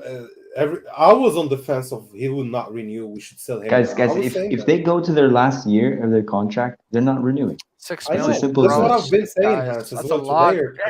And that's why we were saying that they were not smart in regards to not just getting Kamara. Because he's a direct. We were saying that they were not smart about selling Kessie a year before. Well, that's why I say we need to sell Benacer right now. Because if he's not renewing, guys, he's not going to renew. He's out the door. Guys, tomorrow. I agree with you, Hans.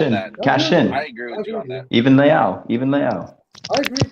If he's not going to sign a renewal, then he's got to go. And it needs to be done now too. Like I don't want us to go into renewals when the transfer market is going. You know what I'm saying? Like if you wait till July, you missed half the transfer market. Guys, tomorrow's Origi Day. Changing the subject a little bit. Are we excited? Definitely. Yeah, of course. I am. Yeah, he's a good player. He's a good player, man. And Roy was really pissing me off with what he was going on about. Variety. Yeah, Roy's trolling hard as fuck, guys. Trust me. He's trolling hard as fuck. Roy was calling him really fat. pissing me off. Yeah, Roy's just... Bro, Roy is going to love Origi so much. Remember this. Guys, you just have to know how to push Roy's buttons. When Roy starts to piss me off, I know what buttons to push to piss him off. So you just got to play the game. That's all it is. Roy was can you compare Origi to Lautaro? Oh, Roy was against the Mignon deal. He wanted guys, to Roma. That's a good question. Guys, will Origi be the best Belgian striker in Serie A next year? It's the only one. Not with Lukaku. That's the point. But guys, if Origi has a better season than Lukaku, then I will just say spot of the national team. Yeah, and not only that, but it's a masterclass signing. Yeah. I mean, well, how many goals are we expecting from Origi? Masterclass signing, to be honest, Antonio. Lukaku like this, it's a masterclass from Inter. Bro, they got how many goals will you take from Origi? Now they loan him for 5 or something. Origi in his first year should shoot for like a number between 5 and 10. That should be his goal for this year. No, I think more, man. That's 5-10. I was going to say 15 at least. 15 would be great. I would say great. I said plus 15 on the last stream. Lukaku scored like what 25 around when he was in Lukaku and he was having all the penalties. Yeah, but guys, Lukaku is bigger, stronger, faster, taller, and has better hold up.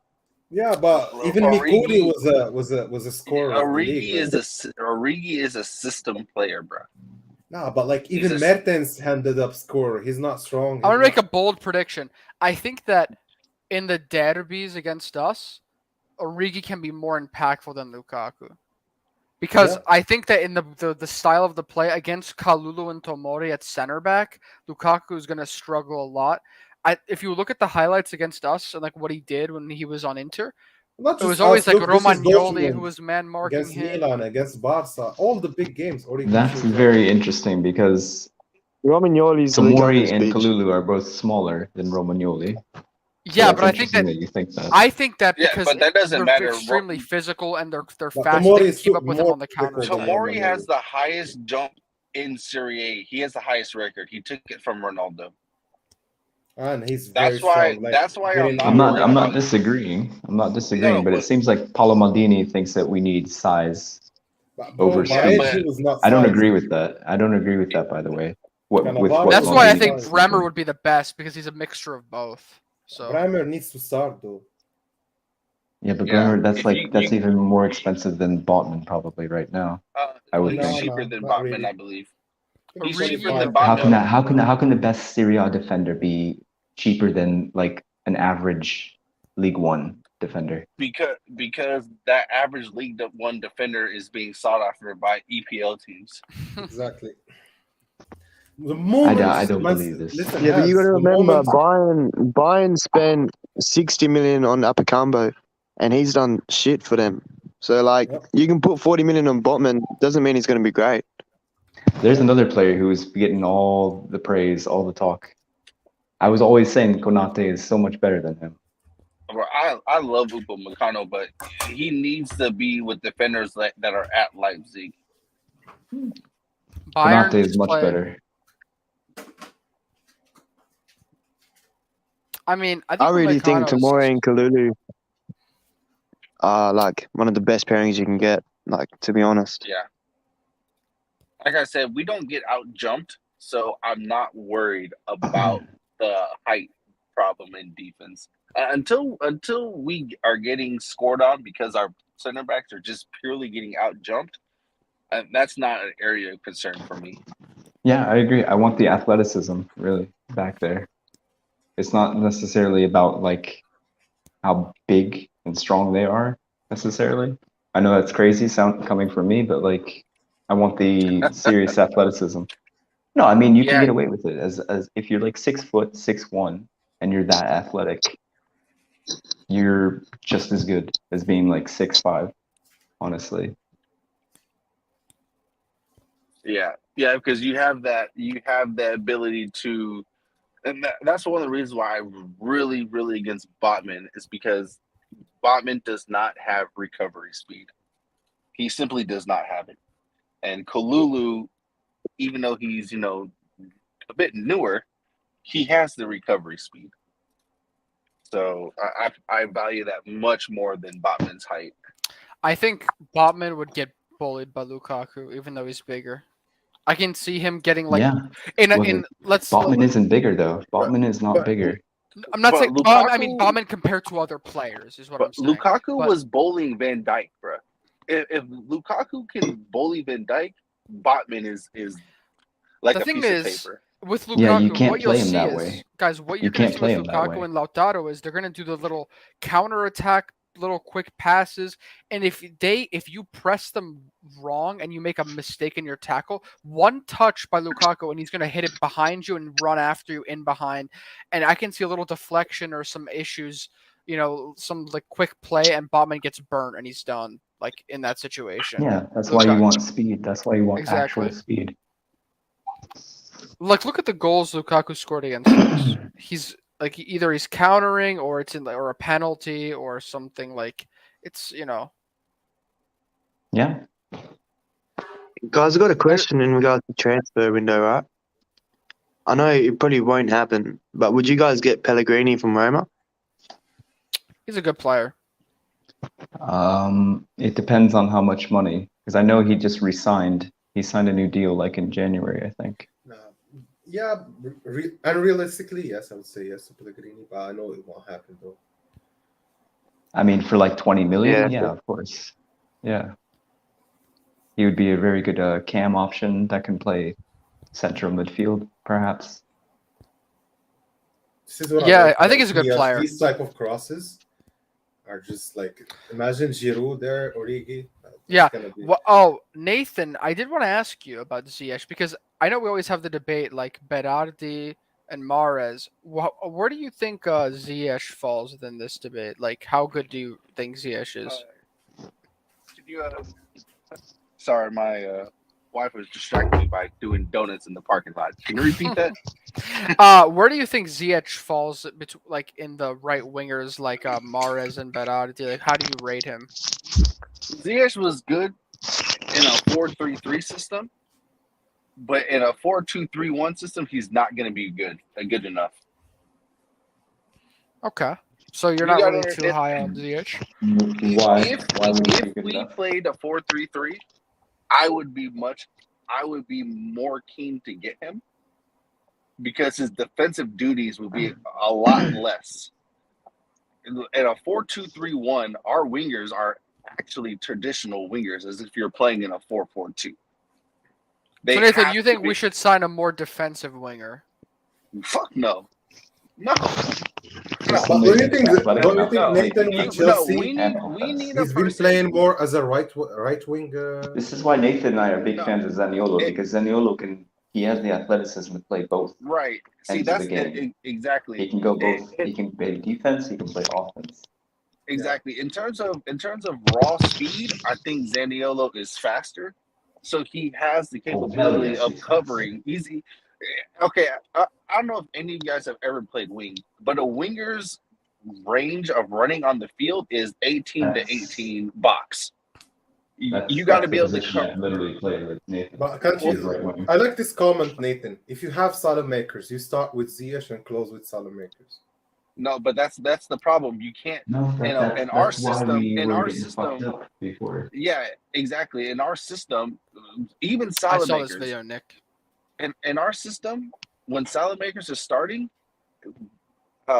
he presses a lot, but he doesn't have the sprint speed to actually get back and help Calabria, which is why you saw Calabria. Bro, look at these crosses. Like, don't you think we really need these crosses? Yes, I understand that, but if you don't have the sprint speed to cover the areas you need to cover while pressing.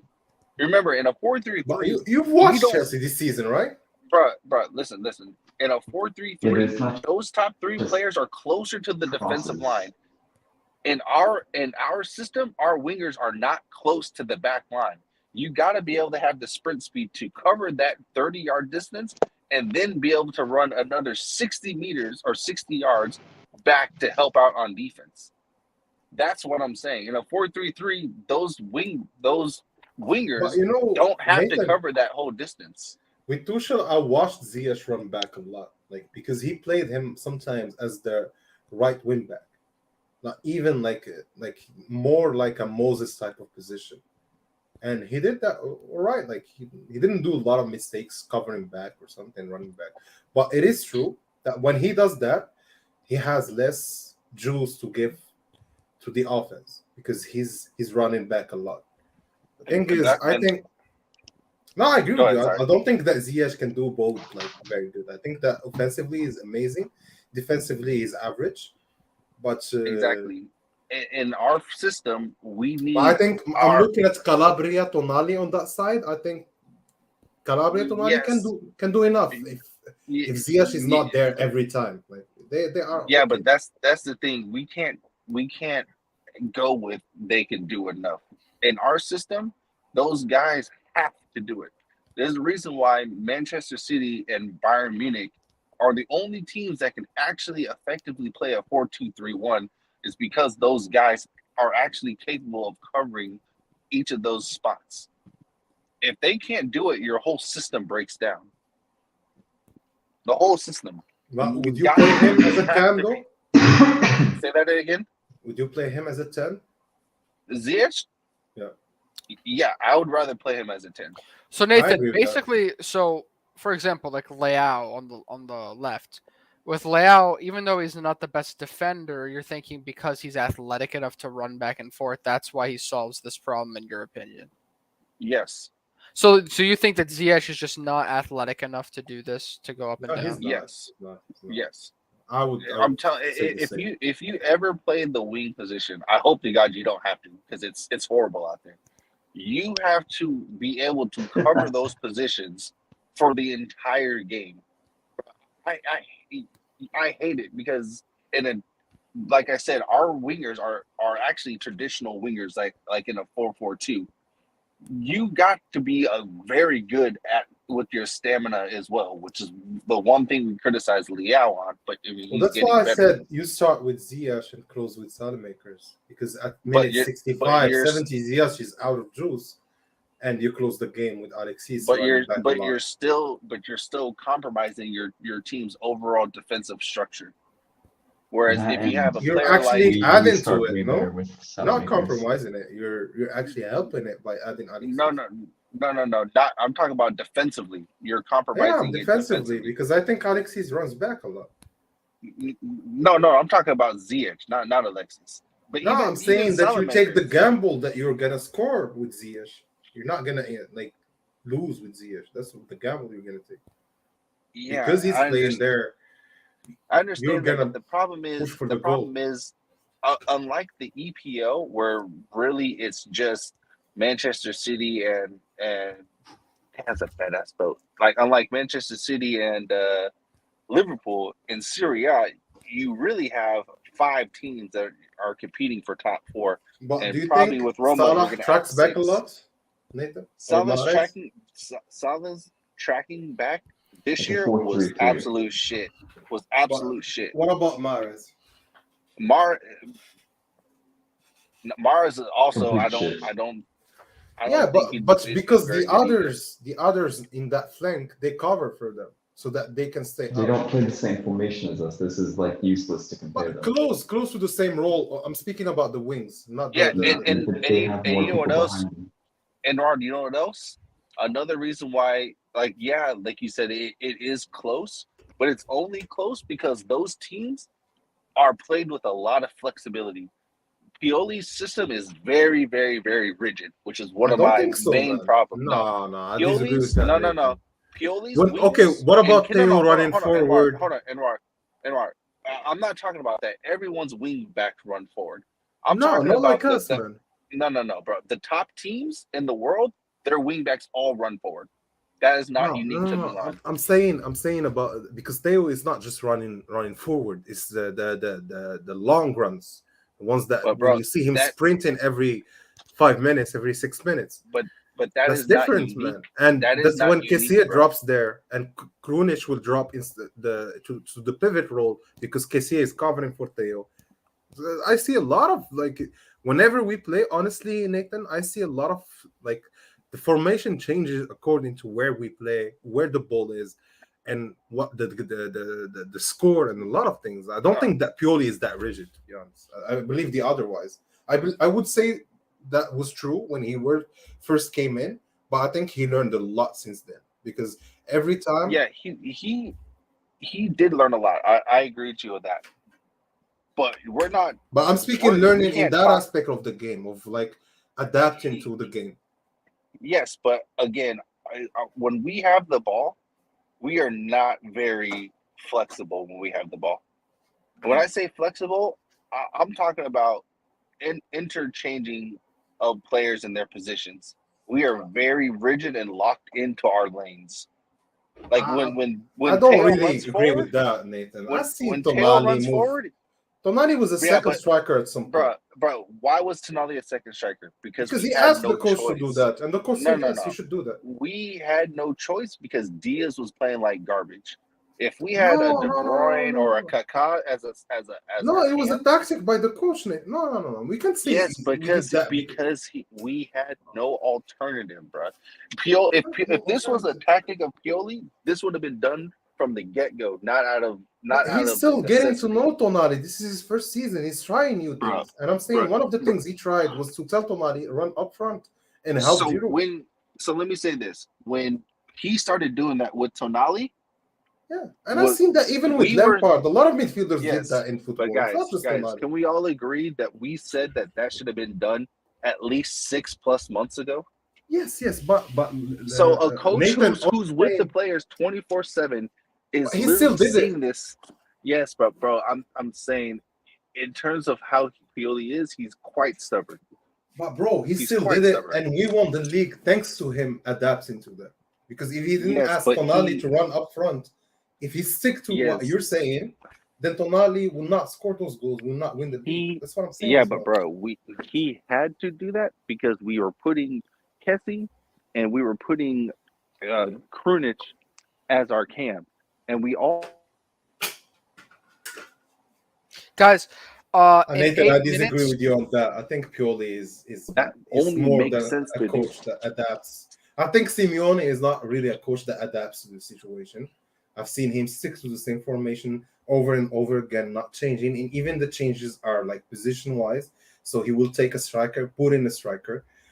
Even the same with Conte, same with Allegri. And I think only Pioli does that in Italy when he adapts to what he's doing. He tries Rebic on the left. It's not working. He tells him to go to the striker position. Now it works. He started Pioli with Leao there. It did not work. So he told Leao to go. So I see a lot of flexibility in the team, man. To be honest, this is what I see, Nathan. I've seen a lot. That's fine, but that's not really flexibility. That's just the coach trying to figure out where the players actually. But if the coach was rigid, he would not do that. That's what I'm telling you. When I say rigid, I'm talking about how the team flows naturally. I think our team is really locked into. If we were that locked, why would we have like 11 goal scorers in the team or 12? Like you have 14 or 13 players who scored in this team, the most in the whole league. So it means that the whole team contributed to scoring goals. So it means that there is a lot of flexibility in this team compared to the other teams in the league. You see my point as well? Yeah, I definitely see what you're saying. I guess we'll just see it differently. I just don't think that. I think Pioli is getting better for sure, but to me, the team, especially when we have maybe the ball, the speed is not what as it should be, but still, I think if you change the way you look at football in one season, that's great. That's how it should be for me. Because you need a season at least to apply your theories and whatever you're thinking about. Well, that's why I said he's definitely learning, but he still is a bit too rigid, just for my liking. For my liking, he just seems a bit too rigid for me. Maybe I think you're saying that because you want to see maybe Leao interchanging more with someone, but the problem is when you have Giroud, you can't intertwine with Giroud going to the wing. You can't tell Giroud go to the wing and Leao switch with him. But if you have Benzema, Ronaldo, you can do that. Suarez, Messi, you can do that. But when you have Giroud, a back like a striker that with that profile, he's a target man. You can only use him as a target man. You see my point as well. I think that's what Origi will be able to do for us. Yeah, exactly. And even with Rebic, I saw that. With Rebic, they would switch a bit during the game. Well, that's why I am happy that Origi's coming, because Origi is gonna allow our offense Pioli to wanted flow. him though. Like it was Pioli's decision to try to get Origi as well. So I'm saying the coach is looking at that as well. You see? I think with Origi Leao, this is gonna be a lot of switches, because both can play the left. But if you remember, I said it in one of the other podcasts. I said if you look at the players that Pioli wants, he wants to be more flexible. And I said so. And that's why I said right now, I think he's a bit inflexible, but he's going in that direction. So I'm happy for that. Guys, we're gonna close in 4 minutes because it's on the hour. It's really late where I'm at. But hold on. What time is it over where you are? It's 1 a.m. Bro, it's 6 a.m. here. I need to go to sleep. I mean, I can't be having a terrible sleep schedule, guys. Tomorrow I'm not having anything, so that's why I took like the whole night. But yeah, I'm so off sorry. I'm off the next 3 days. I've been working like 12 to 14-hour shifts, though. Even my cat, now and then, she comes here and she's like, "We need to go to the other room to sleep." Like, guys, any last topic you want to cover? Well, I hope tomorrow we see a Maldini news.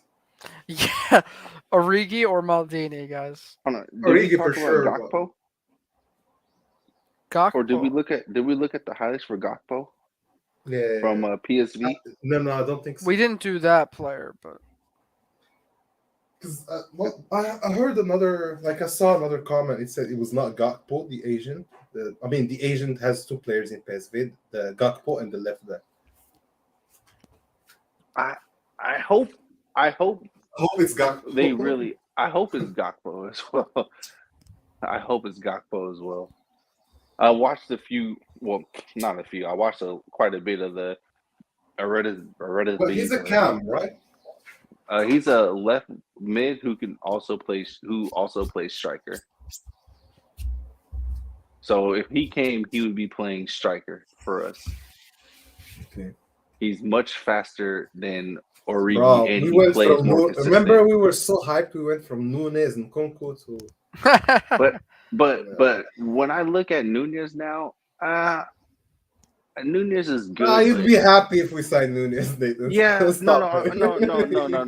no. For the past, I would say 2 weeks, or not even 2 weeks. I was watching Nunes more closely, towards the end of the season, just to really watch him.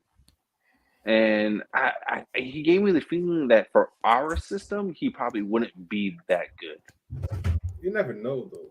You could never have know. said the same about Giroud, but it still worked out somehow. Well, Giroud actually fits our system because Pioli wanted. A lot of players were against striker. that move. I remember, Nathan. A lot of people were against Giroud. They wanted a dribbler. They wanted some kind of R9 kind of striker. That's hard to find. I don't know if it's hard to find. It comes down to what teams do have that. I mean, only I see Madrid and Barca with Aubameyang, maybe. Even Aubameyang is not that type of striker.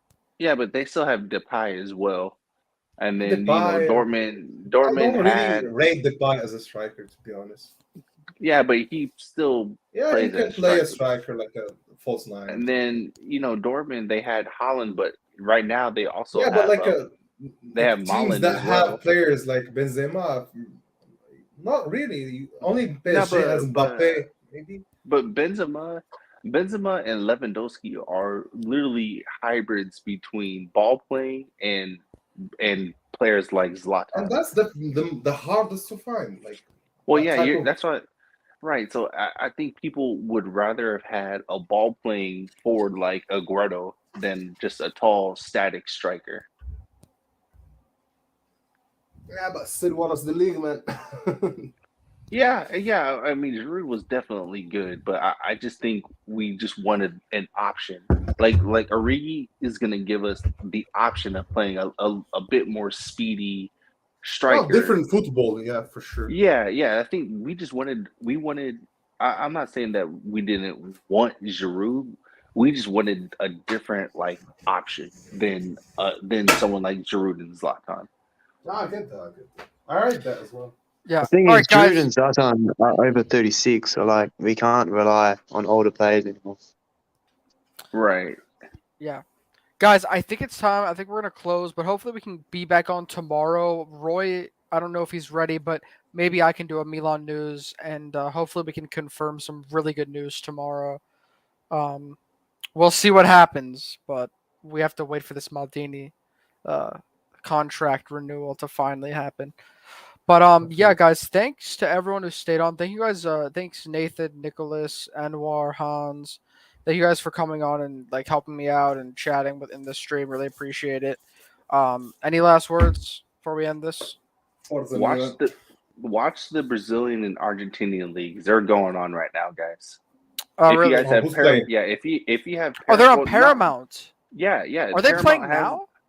No, not right now because they're in our time zone. The season is right now. Yeah, the season is going on right now. They have 2 seasons in a year. Yeah, so watch some of these games, guys. You know, now that the Europeans are not playing right now, expand your watching abilities. Yeah, I used to watch a lot of Brazilian, especially Copa Libertadores.